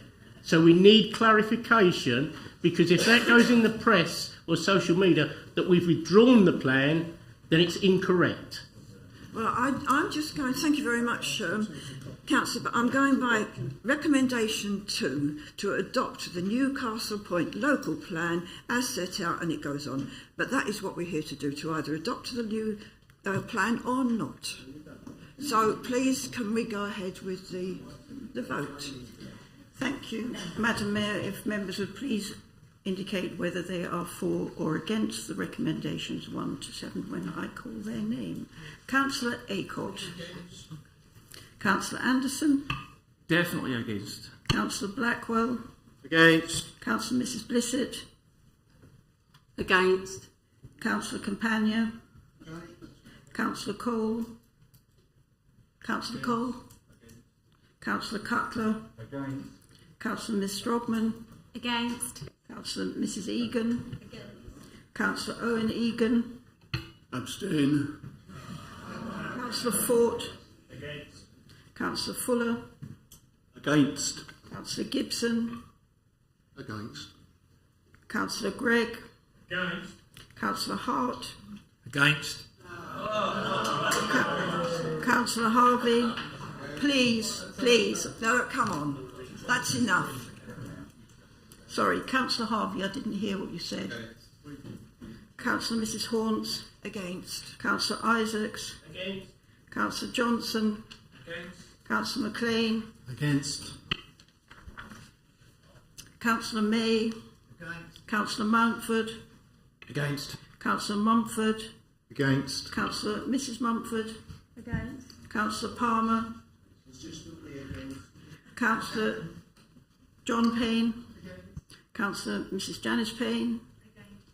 Councillor Mrs Sage. Against. Councillor Savage. Against. Councillor Sheldon. Against. Councillor Skip. Against. Councillor Taylor.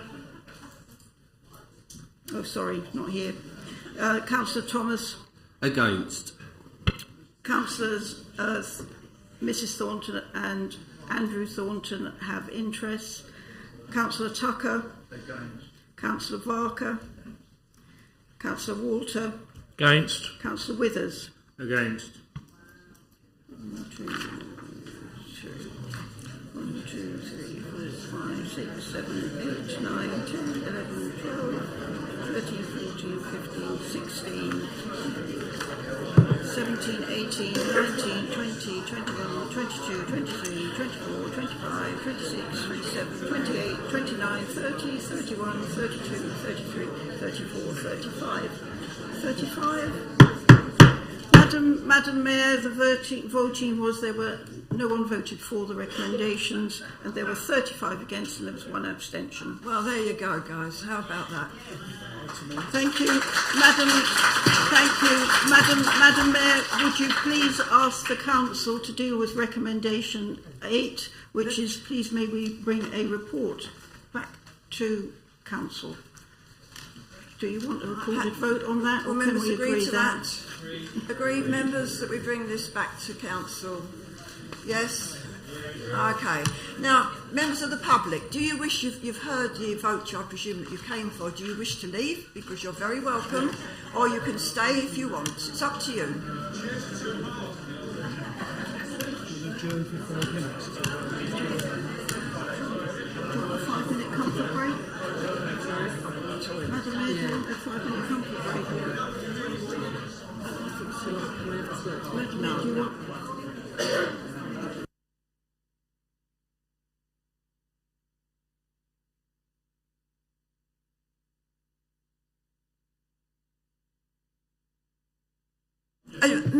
Members, I've just had it suggested to me we're going to adjourn just for 5 minutes while the gallery clears and we can all have our little chat, get it over with, and we'll come back in 5 minutes. Right.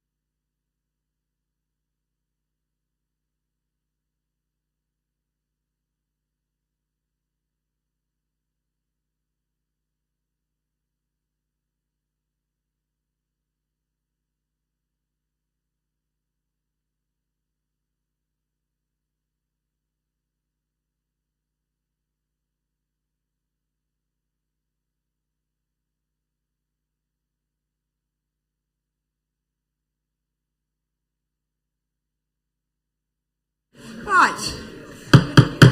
Thank you very much, Mr. Grant, for calling us everybody to order. We've still got some missing. We're a few sheep missing. We need to gather them. At a guess, there's a queue out in the corridor, and I can guess where they are.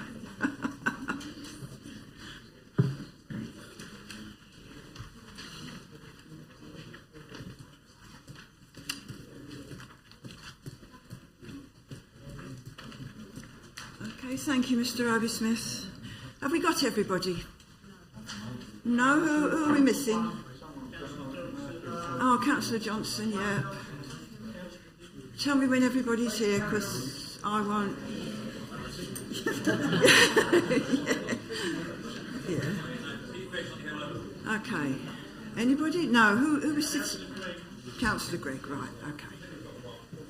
Yeah. Right.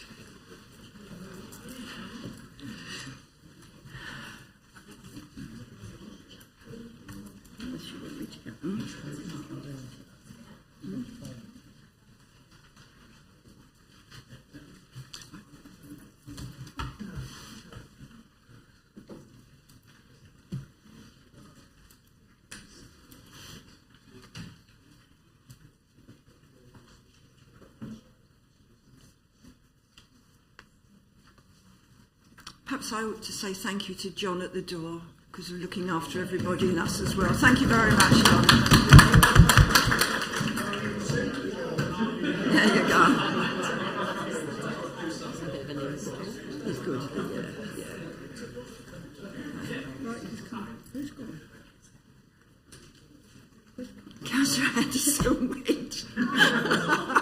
Oh, I'm sorry. Right.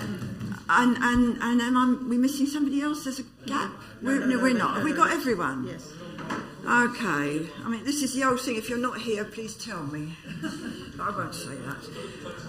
Right, everyone else then. We are now going on to item 12. This is a report from Ms Horgan on the St Peter's Ward by-election. Madam Mayor, my report, I just present to Council the results of the by-elections for the St Peter's Ward, which is held on the 24th of February. The results are set out in the report before you. Council is asked to note the report, please. Thank you very much, Ms Horgan. Is this noted, members? Okay. Item 13, amendment to the terms of reference to the Audit Committee appointments to committees. So, Council is asked to vary the terms of reference to the Audit Committee to deal with the sign-off of accounts. So, I've got Mr Grant and Ms Horgan dealing with this, please. Madam Mayor, it's me. I think you've probably said all that needs to be said on it. There is a report setting the situation out. Initially it was being asked so that we could deal with the sign-off and deal with the statement of accounts for 2019-20, which has been delayed due to COVID, but really it would make sense to make this a permanent arrangement, that the formal sign-off of the statement of accounts is dealt with by the Audit Committee. So Council is asked to approve a variation to the terms of reference as set out. And following the report of the by-election, I don't know if the leader wants to report on any changes to committee memberships. Yes, with your permission, Madam, yes, indeed. So following the tragic passing of Councillor Dick and indeed the election of Councillor Dixon in what was formerly his seat, I think it would be appropriate if Councillor Dixon were to take up the positions on committees vacated by Councillor Dick. Apart from, I think, development management, whereby he'd be, because he doesn't have experience as a substitute, I think it would be appropriate to have him as a substitute as opposed to actually taking Councillor Dick's seat. Thank you. Thank you very much, Leader. Is the amendment to the terms of reference agreed and membership changes noted? I like it when you're quiet like this, it's much nicer. Item 14, report from staff appointments panel. I think this is over to you, Leader, again. Oh, you want me to read it? A report has been circulated seeking approval to increase the membership to ensure there is a continuity in dealing with the appointment of a permanent chief executive over the forthcoming elections. And then, Leader, please would you move the recommendation? I do so formally move the recommendation as stated on the order paper, Madam Mayor. And is there a seconder? Is that you, Councillor Barker, please? Happy to second that recommendation, thank you. Is the recommendation agreed, members? It is. Item 15. This is a report from the Leader of the Council. So it's the Leader, Councillor Sheldon. Would you like to report, please? Thank you very much, Madam Mayor. You will note, members, that I think this was previously circulated and that is certainly in the agenda, a letter from the Secretary of State, Michael Gove, relating to the humanitarian crisis in Ukraine. I think there's an item on the agenda later on that goes into this specifically, and I'm sure we all have lots to say on it, so I won't go into detail there. Suffice to say that what this council is called upon to do, we are very much prepared to do, to support those who want to come and live in our borough that have had to go through the horrors of the Ukrainian crisis currently. Madam Mayor, since I last addressed the Council at the last full Council meeting, I'm very pleased to say that progress has been made on other policy objectives of this administration. First of all, Madam Mayor, I have to again, I'm very proud to say again, congratulate Trudy Bragg, Simon Llewellyn on achieving another grant of I think £2.4 million from the government in regards to what is called a hug scheme for park homes on Kings Park for insulation. This means, Madam Mayor, that 2 years in a row we as a local authority have achieved the biggest grant of any other local authority in the UK for home insulation. And this all came from an idea that was brought to something, actually I think myself and Councillor Mrs Thornton started back when I was Cabinet Member for Environment. This came from the Castle Point Climate Action Group. And the liaison we had with them, it was a suggestion they made, we took it away. Myself and Councillor Thornton and Trudy Bragg and Simon Llewellyn went and made it happen. And as a result of that, there are going to be hundreds and hundreds of residents in Castle Point that are going to see their fuel bills reduced by hundreds and hundreds of pounds a year. And with that, also hundreds of thousands of tonnes of carbon taken out of our atmosphere in their lifetime. And I do hope that we can all congratulate Trudy Bragg and Simon Llewellyn for their very hard work in achieving that. Madam Mayor, if you remember the three policy objectives, the levelling up partnership, the levelling up work from Essex County Council has already started. And actually a big part of that was actually something I raised specifically as a policy priority of mine, and that was the Life Chances Partnership. Now the idea behind the partnership again was that specifically we got all of the interested parties in the borough, all of the youth groups, charities, ourselves, all of the other the councils, the police, the NHS together specifically to discuss literally the causes of deprivation in our borough and what we could do to target them, to encourage people, to ensure essentially that everybody across this borough has a chance to succeed and live a long, healthy and successful life. The first meeting of that Life Chances Partnership took place 2 Fridays ago, and I have to say it was probably one of the best meetings, of course apart from this one, that I've ever actually had in this council building. It was fantastic. There was no politics. There was just interest in getting the job done for residents. And I also want to congratulate Councillor Blackwell and Councillor Gibson, who attended from the other political parties and also very much helped make that a success. And I do hope that that partnership will go on to be a success in the future. We have, of course, the government's Shared Prosperity Fund that is coming out very soon, and this council is going to get a sum of that money. And the Life Chances Partnership is, in essence, a vessel for that, whereby once we know what we're going to get, then projects and indeed suggestions can be brought forward by precisely the people who know where that money should be spent. And we're very much looking forward to that. I know that Officer Ben Brooke has been working very hard on that, and we should be having that money hopefully coming within the next few months. And we're very much looking forward to that money being spent in our borough and changing lives. The Canberra West Access Task Force, initially there was due to be a meeting this month. I understand, having spoken to Ian Butt, Head of Place of Policy, that now there's possibly a meeting that's going to be taking place in April. in regards to the Canby West Access Task Force, something that's again a key policy priority of mine, something I know we're all very, very eager to start, and we're all very eager to attend, and we very much look forward to that as well. Madam Mayor, coronavirus is again rearing its ugly head. In fact, it's never gone away. And we as a borough, of course, the local NHS partnership are about to start the booster programme. In fact, I think have started another series of a booster programme for residents. And I would urge every resident who is contacted who is eligible for a booster to go away and make sure they get it as soon as possible.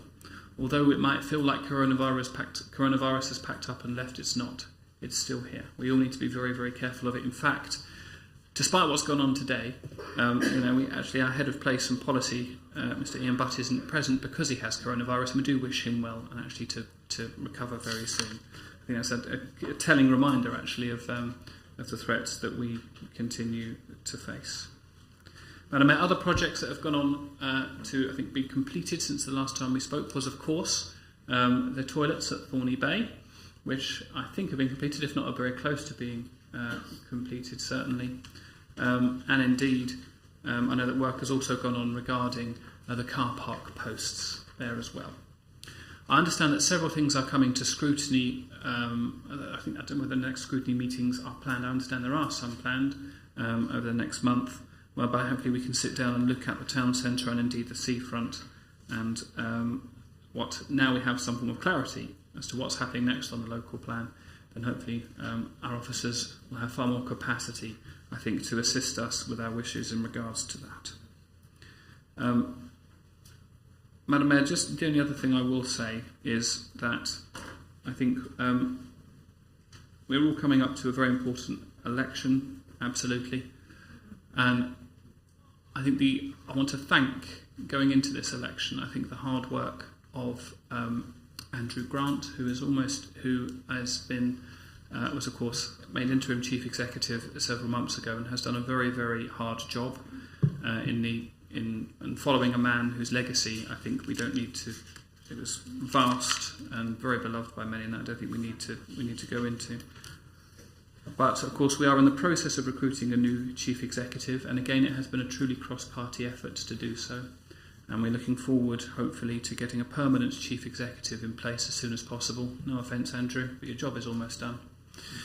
And that, again, hopefully will be the start of a new chapter for this council that I know we're looking forward to undertaking. Madam Mayor, I think that's pretty much it, actually, from me in terms of a report. And I very much encourage members, if they haven't already, to read the letter from the Secretary of State, Michael Gove. Many thanks. Thank you very much, Leader. I have here, are there any questions? So are you prepared to take questions, Leader? So are there any questions for the Leader? Oh, sorry. Okay. Councillor Blackwell. There's not much. Two issues. I'm pleased to see that the new toilets at Thorney Bay have now taken the Norwegian name of Toadlet. A lot of people didn't understand what that meant, but now it's replaced with toilet, so we all know where they can go. That's good. The good news. But I would ask the Leader, and I'm sure he will, and I think it's about right that we all say thanks to the Rotary Club for their magnificent work, and the council for supplying the shop on Canby Town Centre. It's been such a fantastic shop.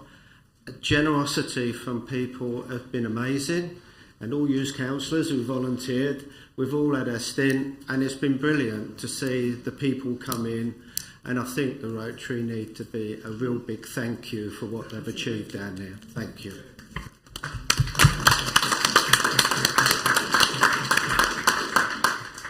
Madam Mayor, if I can come back, I absolutely support that sentiment from Councillor Blackwell. I was going to mention it in the motion later on, but he's absolutely right. And can also thank the Council for moving so quickly to facilitate the hard work of the Rotary Club in getting that shop. That was also very much appreciated, I know, by the Rotary and indeed by us as councillors. And indeed, I myself, I'm afraid, have been remiss in that I haven't had time to go and do a shift. If the shop is still open, I'll certainly go and do one. And look forward to that as well. But yes, please do continue to support the Rotary in their efforts. I think now perhaps they're looking for money as opposed to supplies, but I'm sure I'll be corrected if that's the case, for the good work they're out doing, that they're doing to support those Ukrainians in such dire need. Thank you very much. Thank you, Councillor Sheldon. I think it closes this Sunday, so you'll have to be quick. I will be very quick. Councillor Thomas, please. Thank you, Madam Mayor. Just a quick question. It was just mentioned about a Canvey Island West Task Force. It's the first I'm hearing of this, so will both West Wall councillors be included on this task force? Thank you. I'm very happy to respond. It's been mentioned a couple of times, but the meeting actually hasn't happened yet. It needs to happen, but there's a lot of work that actually the Head of Place and Policy in Butt needs to do. Indeed, we had discussions about the terms of reference, and I've insisted that certainly when it comes to meetings with councillors, that both ward councillors for West be attending, as well as county councillors as well. So, thank you. Okay, thank you, Leader. I've got Councillor Fuller, then Councillor McLean. So, Councillor Fuller, please. Thank you, Madam Mayor. Just to sort of go back on for Councillor Sheldon's benefit, the public toilets. I'm sort of getting to that age now where public toilets become an increasingly important aspect of my life, and I can assure him actually I have had occasion to examine and try out all of the facilities in the Knightswick Centre, and I find them very pleasant, comfortable in all respects. Long overdue, of course, but that's another aspect. But and also I look forward to giving my seal of approval, if that's the right word, to the public toilets when they eventually open down at Thorney Bay. I go down that area quite often, so no doubt I will have opportunities, even the need to do an inspection. But I would say, all laughing aside, I think it's an excellent example of what it's a very small thing in the big field of things, but for many people it becomes very important, and I think it's congratulations to all the officers and all those who have been involved in providing that, because it serves a need both in the town centre and down at Thorney Bay, and I say I look forward to many visits. Thank you very much. Thank you, Councillor. We look forward perhaps to a report from you in the future. Councillor McLean, please. So, excuse me, thank you. Thank you, Madam Mayor. Councillor Blackwell has rather stolen the glory of the Rotary Club announcement I was going to make. We had plans for Chris Mills to receive flowers. That's out the window now because of him. Just a couple of points of clarification. So, yeah, it's been a tremendous community effort. We have got so much stuff down there. The first delivery, Fords come on Friday to take the first batch, and they come back on Monday morning to take the second batch. Hopefully Chris Mills won't notice that we've had an extra day and start charging us rent for the extra day. But we want to say thank you to you, Chris. It's been, without that premises, none of that happens. And also thanks to all of the councillors from across the chamber. Madam Mayor, you won't be surprised to learn that Peter May's visited us 3 times and never made a cup of tea. The rest of the councillors present have all put there, but it's been terrific. So thank you, and I'll pass on your thanks to the Rotary. Well, that's lovely. Thank you very much, Councillor McLean. Does anybody got anything else to say on the Leader's report? In which case, is the report noted? It is, okay.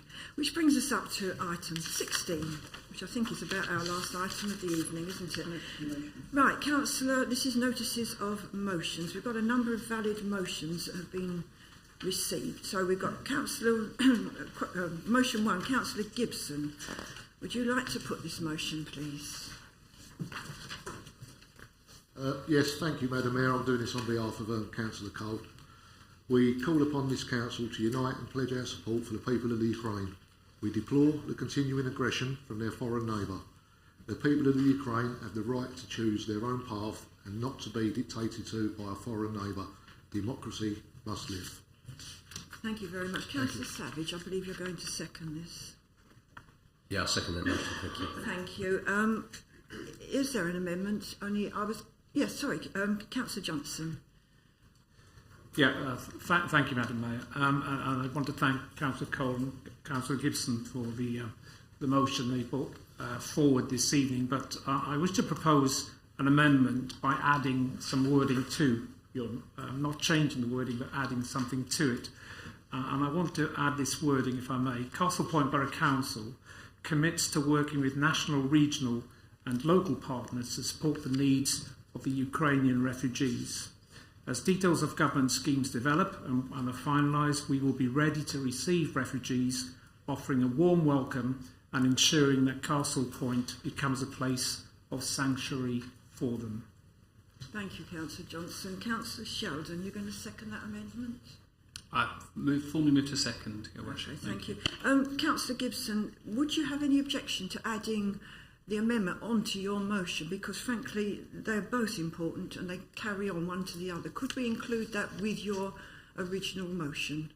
Thank you, Madam Mayor. Yeah, I have no objection to adding wording to our motion. It builds up a whole picture of what we hope to do in this borough. So, does anybody wish to debate this motion? Councillor Mumford. Thank you, Madam Mayor. Just very, very quickly, and well done on this motion. I think it's absolutely right, and on Councillor Johnson's proposed amendment also. I've got one little issue with it, and I think we should really call it out for what it is. It says, we deplore the continuing aggression from their foreign neighbour. I think we should call it out, and it's Russia, and I think we should substitute the terms foreign neighbour and insert Russia. Thank you.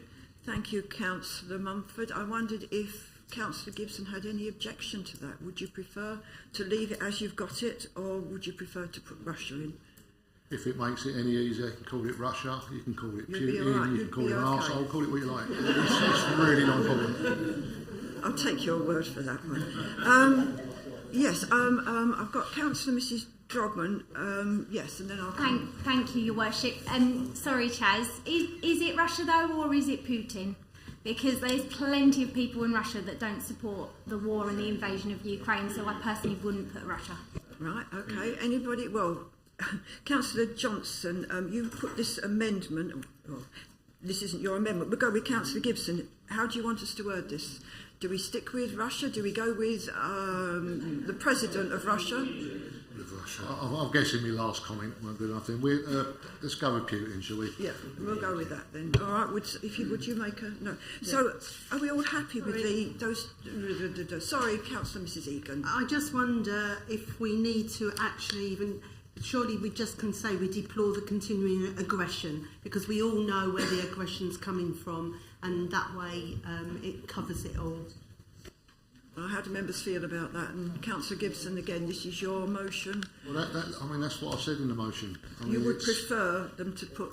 I really don't mind. Call it Putin, Russia, or the aggressor. But or would you prefer it left like we deplore the continuing aggression? Madam Mayor, why not settle the debate by calling it the President of Russia? Yes, that's what I'd said earlier, but I wasn't... Yeah.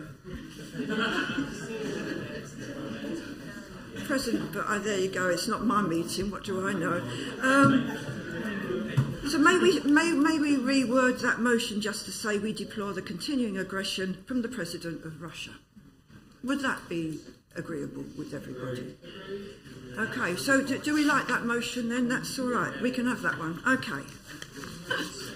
Oh dear, we're getting into the swing of this now, aren't we? Is that the kind of... Sorry, do we need a vote? I'm sorry. We need a show of hands. I beg your pardon, guys. We need a show of hands. It's unanimous. Is it unanimous? Yes. Lovely. Okay, it's a unanimous one. Thank you. Motion 2. Councillor Gibson, would you like to put your motion, please? Yes, you've got another... Thank you, Madam Mayor. And again, this is on behalf of Councillor Cole. We call upon this council to send a message to Her Majesty the Queen Elizabeth II to congratulate her in celebrating her Platinum Jubilee as our Queen. Thank you. Okay, Councillor Savage, please. I've got you here as going to second the motion. I'd happily second that motion. Okay, so I've got here debate to take place, but I don't know if that's really necessary, is it? So can I have a show of hands, please? Unanimous. Yeah. Okay, another unanimous. Well, yeah, this is my last full council meeting in this respect, and at long last, you're shaping up into a very well. Thank you. Motion 3. Let's see if we can carry on. Motion 3. Councillor Blackwell, please. Would you like to put your motion? Thank you, Madam Mayor. I hope I won't be too long. No, Cantley Island Independent Party calls upon this council to resolve to retain the Paddocks Hall and complex on Canvey Island in public ownership, that immediate action be taken to prevent it falling into decline and disrepair. And I've reserved my right to wind up. Okay. Councillor Companion, would you please second the motion? Yeah, I'd like to second it and would like them. Okay, thank you very much. Now, I think I've got an amendment for this one. So, Councillor Sherwood, I don't have an amendment. You have got an amendment. Well, I would like to raise one, Your Worship. Yeah, anyway, okay. if that's all right. Yes. So I'd like to amend the motion to the Council resolves to maintain a hall and community centre on the Paddock site for the people of Canvey Island through either community ownership by a local charity proposing a forward-thinking and financially balanced plan for the centre, or if no viable proposal is forthcoming within a reasonable time frame, kept within public ownership. Have I got a seconder, please, for that amendment? Councillor Varker? Happy to second that motion, thank you. Okay, thank you. Well, Councillor Blackwell and Councillor Companion, how do you feel about accepting that amendment? Well, Madam Mayor, contrary to some people's belief, this party has never been against a community group looking to actually take over the paddocks. And so the wording from Councillor Sheldon is nearly to what we would agree on. But maybe he would agree to maybe a slight deviation of the wording. Well, it's not a lot, but I think it is advantage to everybody involved. And I would like the wording to be all the political groups call upon this council to jointly resolve to maintain the Paddocks Community Centre for the people of Canvey Island through either a community ownership by a charity proposing a forward-thinking and financially sound plan for the centre, or if not viable, kept within the public ownership. It's nearly the same as yours, but one or two little tweaks, should I say. Councillor Sheldon. Thank you very much. I understand exactly what it is Councillor Blackwell's saying, and I understand exactly, I think he's being a little bit cheeky there. I think he knows I can't accept that amendment, because this council's policy is, of course, that we will look to, currently, indeed, we have, we're looking to invite interests of community ownership, but in the event that they don't come forward, then we will look to still maintain a Paddocks Hall on the site, but not necessarily that Paddocks Hall, because of the amount of costs. So, it's always been the case. It has always been the case. That policy has not changed. So I'm afraid I cannot agree to his suggested amendment to my amendment, Your Worship. Okay. So Councillor Blackwell and Councillor Compagnon, you would prefer not to accept the amendment? Madam Mayor, we've always said one thing, and I must admit, after reading this paper, sent through all the letterboxes from the chairman of the local Conservative Party, it says the existing Paddocks Hall should be brought back up to scratch and made suitable for serving the community. And we agree with that, so that the leader's now saying he doesn't agree with that. So we can't agree with his amendment, I'm afraid. Thank you. Okay, so now we're going to discuss the amendment. So, Councillor Isaacs, please. Just a point of clarification, Councillor Blackwell mentioned the people of Canvey Island, and I don't think it's necessarily just the people of Canvey Island who use the paddocks or have used the paddocks in the past. I think it should be for the residents of Castle Point. Okay, so any more discussion, please, on the amendment? Yes, hang on, I've got Councillor Sheldon. Do you want to wait to the end and then I'll speak to Councillor Gibson then, please? Thank you, Madam Mayor. Apologies if I'm wrong, but I thought at the start of the meeting there was a declaration of interest in this item. Correct. Was that the case? So, okay, no problem. Thank you very much. The council leaders clarified it. Thank you. Okay. So if nobody's got anything else to say, Councillor Mrs. Thornton. Oh, sorry, you're telling me it's Councillor Varker. Okay, Councillor Varker then. Just trying to see where we differ. Because at the end of the day, the paddocks is the paddocks. We've been through a process. The view was to give you a nice new paddocks of similar ilk, which you didn't want. Don't want rejuvenation. I don't understand. But you want it done up, and there's a potential to have it taken over and done up. Where do we fall short? I didn't quite hear all of your addition. Yeah, thank you.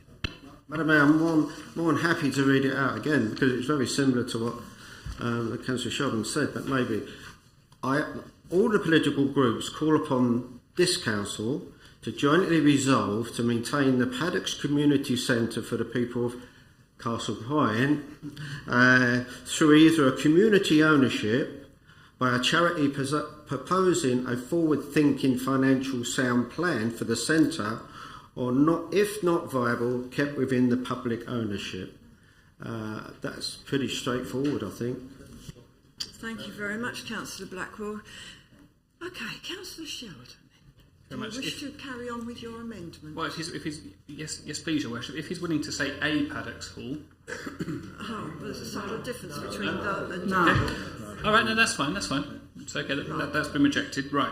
So we want to discuss the amendment and then vote, or do you just... Our Councillor Companion then, or okay. can I come? No, I prefer to have everybody's... I've forgotten Councillor Savage. I'll come back to you in a minute. Can I...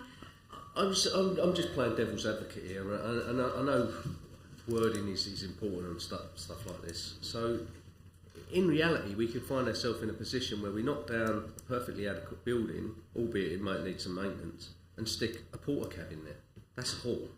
You know, you've got to be very careful with this kind of wording. You know, what are you actually going to put there to benefit our residents? Thank you, Councillor Savage. I'm going to go on to Councillor Companion because I missed him out last time. Yeah, Madam Mayor.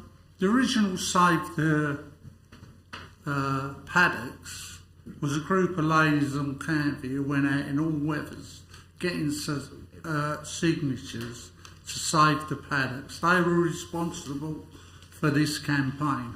It's never been about another hall. The people of Canvey want the paddocks refurbished. So it's not about another hall on Canvey. The consultation, as far as I'm concerned, was a waste of time. Because I remember saying to Councillor Sheldon at one of these consultations, he was telling me that the upstairs of the paddocks was in a terrible state.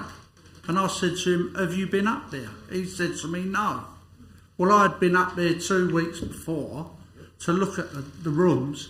There was no damage. There was no water damage in the ceiling. There was one cracked window. The only thing was it was a bit out of date. It had sort of like 70s carpeting, like the toilets have had 70s wall tiles. Nothing has been done in the paddocks to maintain it to the standard of what Runnymede is. The people on Canvey want the paddocks retained as it is and refurbished. Okay, thank you very much, Councillor Companion. Well, okay, then if the amendment stands, yes, oops, Daisy, I've got a lot of people now. I've got Councillor Skip, Councillor Mumford, Councillor Mrs Thornton. In that order, please, then, Councillor Skip. Okay, thank you, Madam Mayor.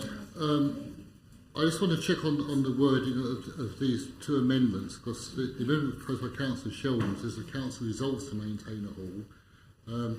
Councillor Blackwell's motion said all the political parties request the council maintain hall. I think the proposal by Councillor Sheldon is more direct. It says the council resolves to do it, but your proposal doesn't make any such resolution. So I think maybe we have to think about the wording on that to make sure it's clear, Councillor. Okay, thank you, Councillor Skip. Councillor Mr Mumford, please. Yes, thank you, Madam Mayor. Irrespective of this proposed motion, can I suggest that for clarity, I think we've had a bit of organisational drift here, I think, over a period of time regarding the paddocks, and I think people are a little bit confused about what the actual proposals are regarding the charitable trust.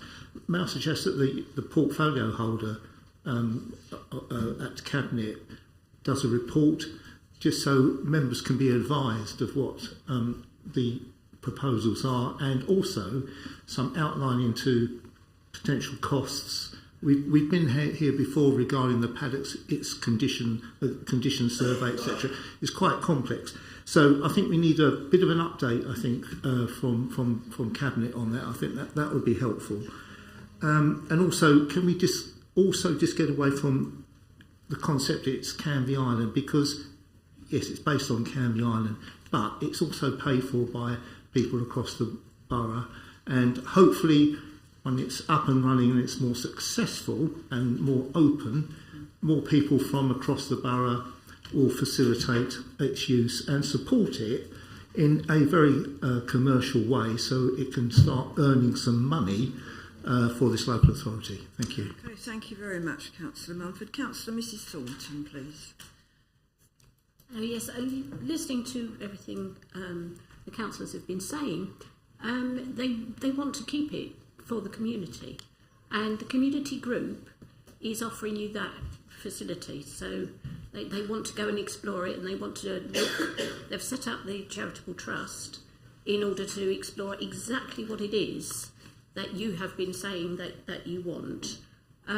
So I don't understand why there appears to be a bit of resistance. Councillor Blackwell's amended motion seems to work in hand with that, and welcomes them, and therefore I do agree with that.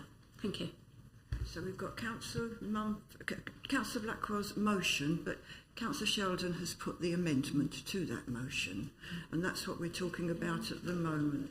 Sorry, have I got that one wrong? Yeah. Have I got it wrong?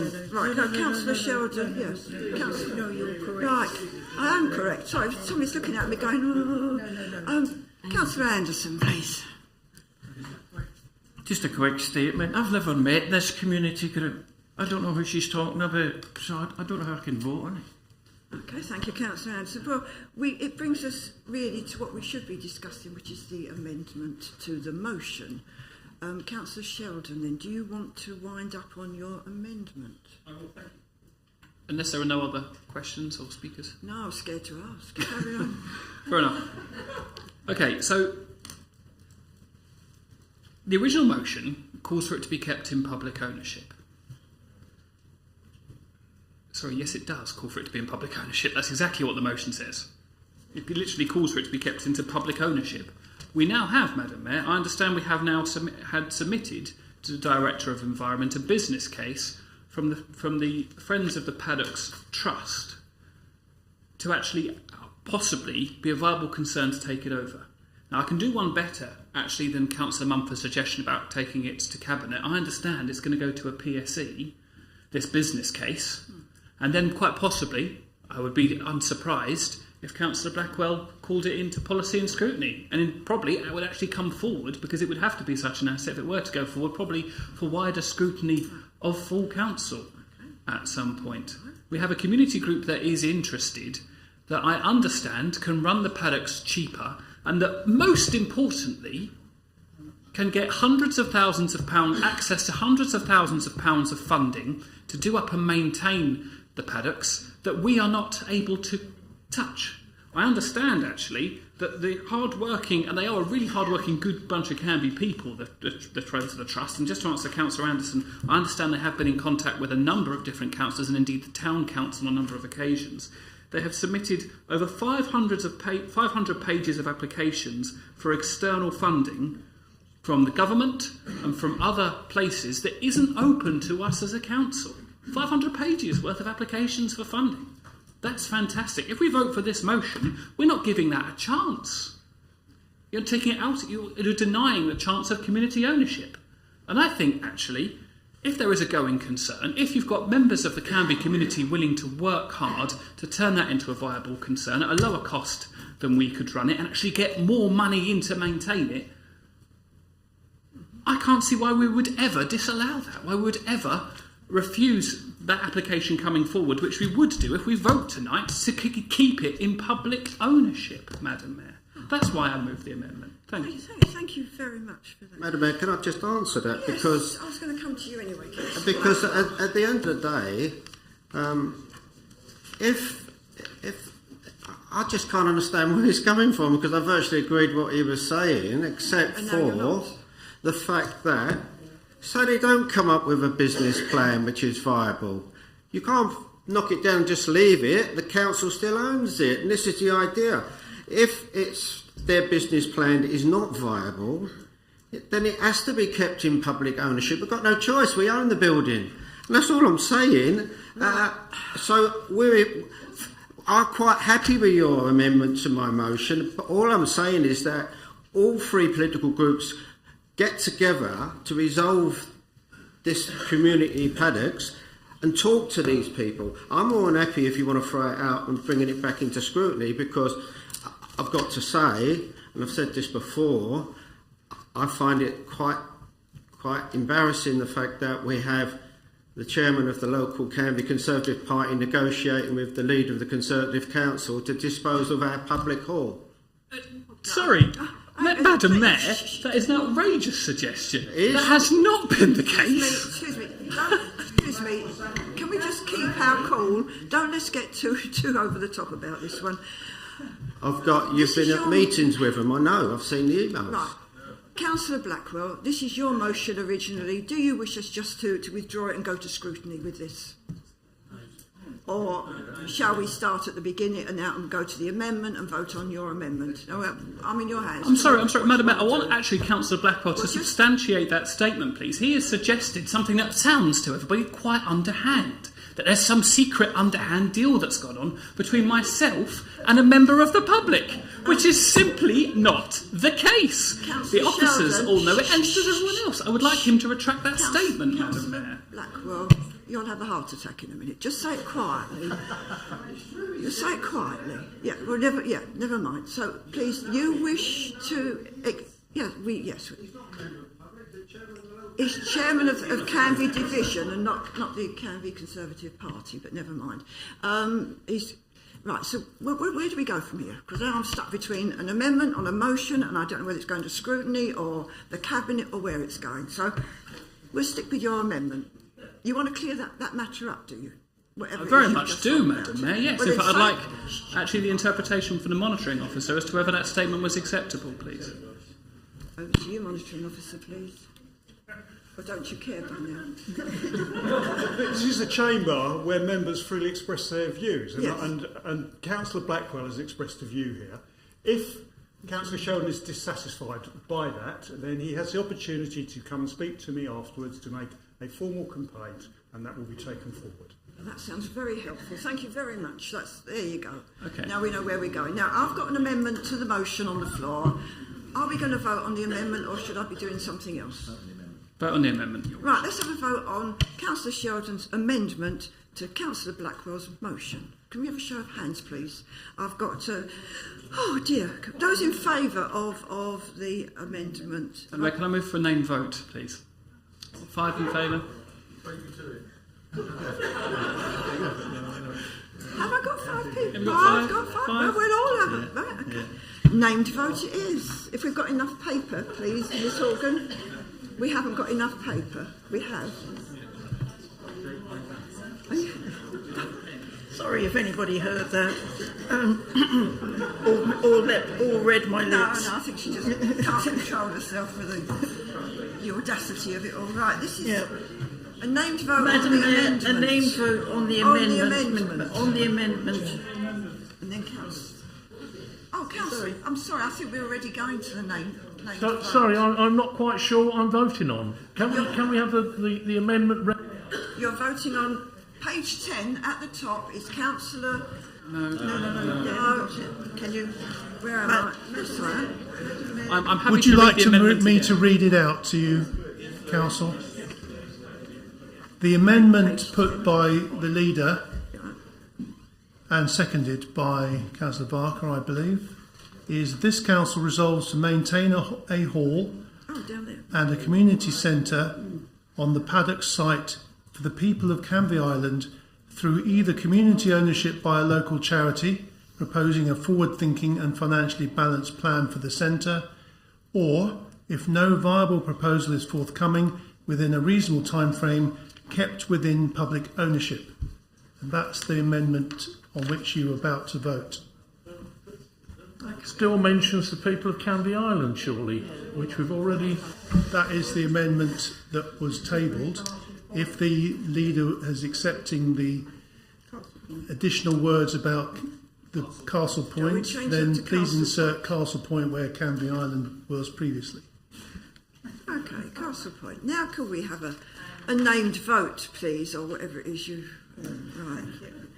Madam Mayor, if Yes. members would please indicate whether they are for or against their amendment when I call their name. Councillor Acott. Councillor Anderson. Against. Councillor Blackwell. Councillor Mrs Blissett. Councillor Campagna. Councillor Cole, who's left the chamber. Councillor Cutler. Councillor Sprogman. Councillor Mrs Egan. Councillor Owen Egan. Councillor Fort. Councillor Fuller. Against. Councillor Gibson. Against. Councillor Gregg. Against. Councillor Hart. For. Councillor Harvey. Against. Councillor Mrs Haunts. For. Councillor Isaacs. Councillor Johnson. Councillor McLean. Councillor May. Councillor Mountford. Against. Councillor Mumford. Councillor Mrs Mumford. For. Councillor Palmer. Councillor John Payne. Councillor Janice Payne. Mrs Janice Payne. Councillor Riley. Gone. Councillor Mrs Sage. Against. Councillor Savage. Sorry, I didn't. Councillor Sheldon. Councillor Skip. Councillor Thomas. Against. Councillor Mrs Thornton. For. Councillor Andrew Thornton. For. Councillor Tucker. Councillor Barker. Councillor Walter. For. Councillor Withers. Against.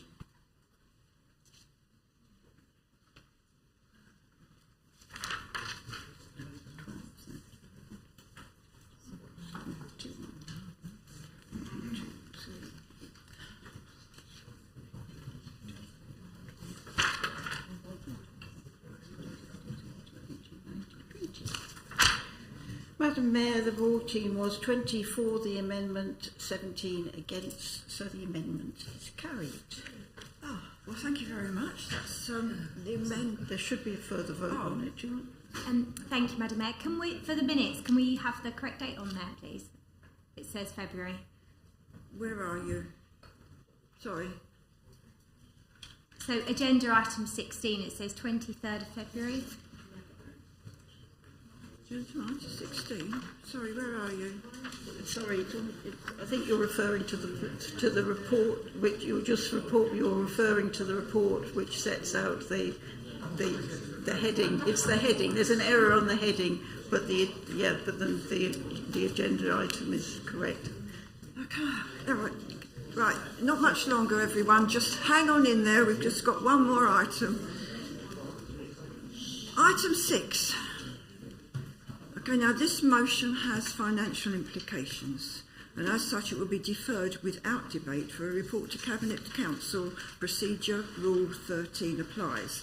The motion won't be dealt with at this meeting, but we still need the motion to be put and seconded. So, Councillor Gibson, could you read out your motion for us, please?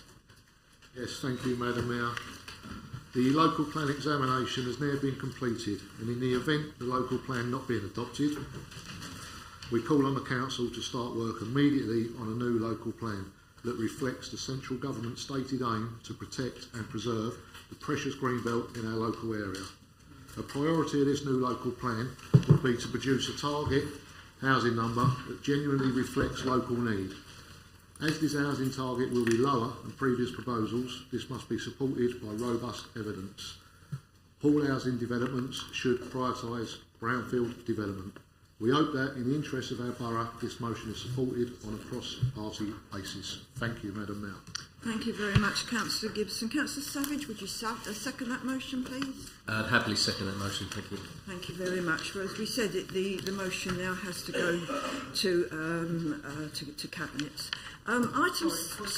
Sorry, Madam Mayor, point of order. Could I just clarify that Councillor Mountford is seconding that motion? Oh, I've got Councillor Savage. I beg your pardon, Councillor Mountford. No problem, I'll second it. You seconded it. Thank you. Lovely, okay. Item 17, there aren't any petitions, but please, can I just thank you all for your support tonight? and for the officers for their support too, because it's been invaluable. To Miss Horgan, Madam and to Mayor, all of you. sorry, can I send a vote of thanks to yourself for the expert where you dealt with a very difficult meeting? Thank you very much. Thank you, guys. That's Thank nice of you, Carl. Oh, right. Apparently, I haven't finished. It's very kind of you to say that, Councillor Sheldon. As this is the last council meeting before the borough elections in May, good luck to all those seeking re-election, and thanks to those standing down for their service to the community. So there we go. So thank you, everyone. It's been good fun. I've enjoyed it. There we go. Please stand while the Lady Mayor leaves the chamber and give her a moment to... Thank you.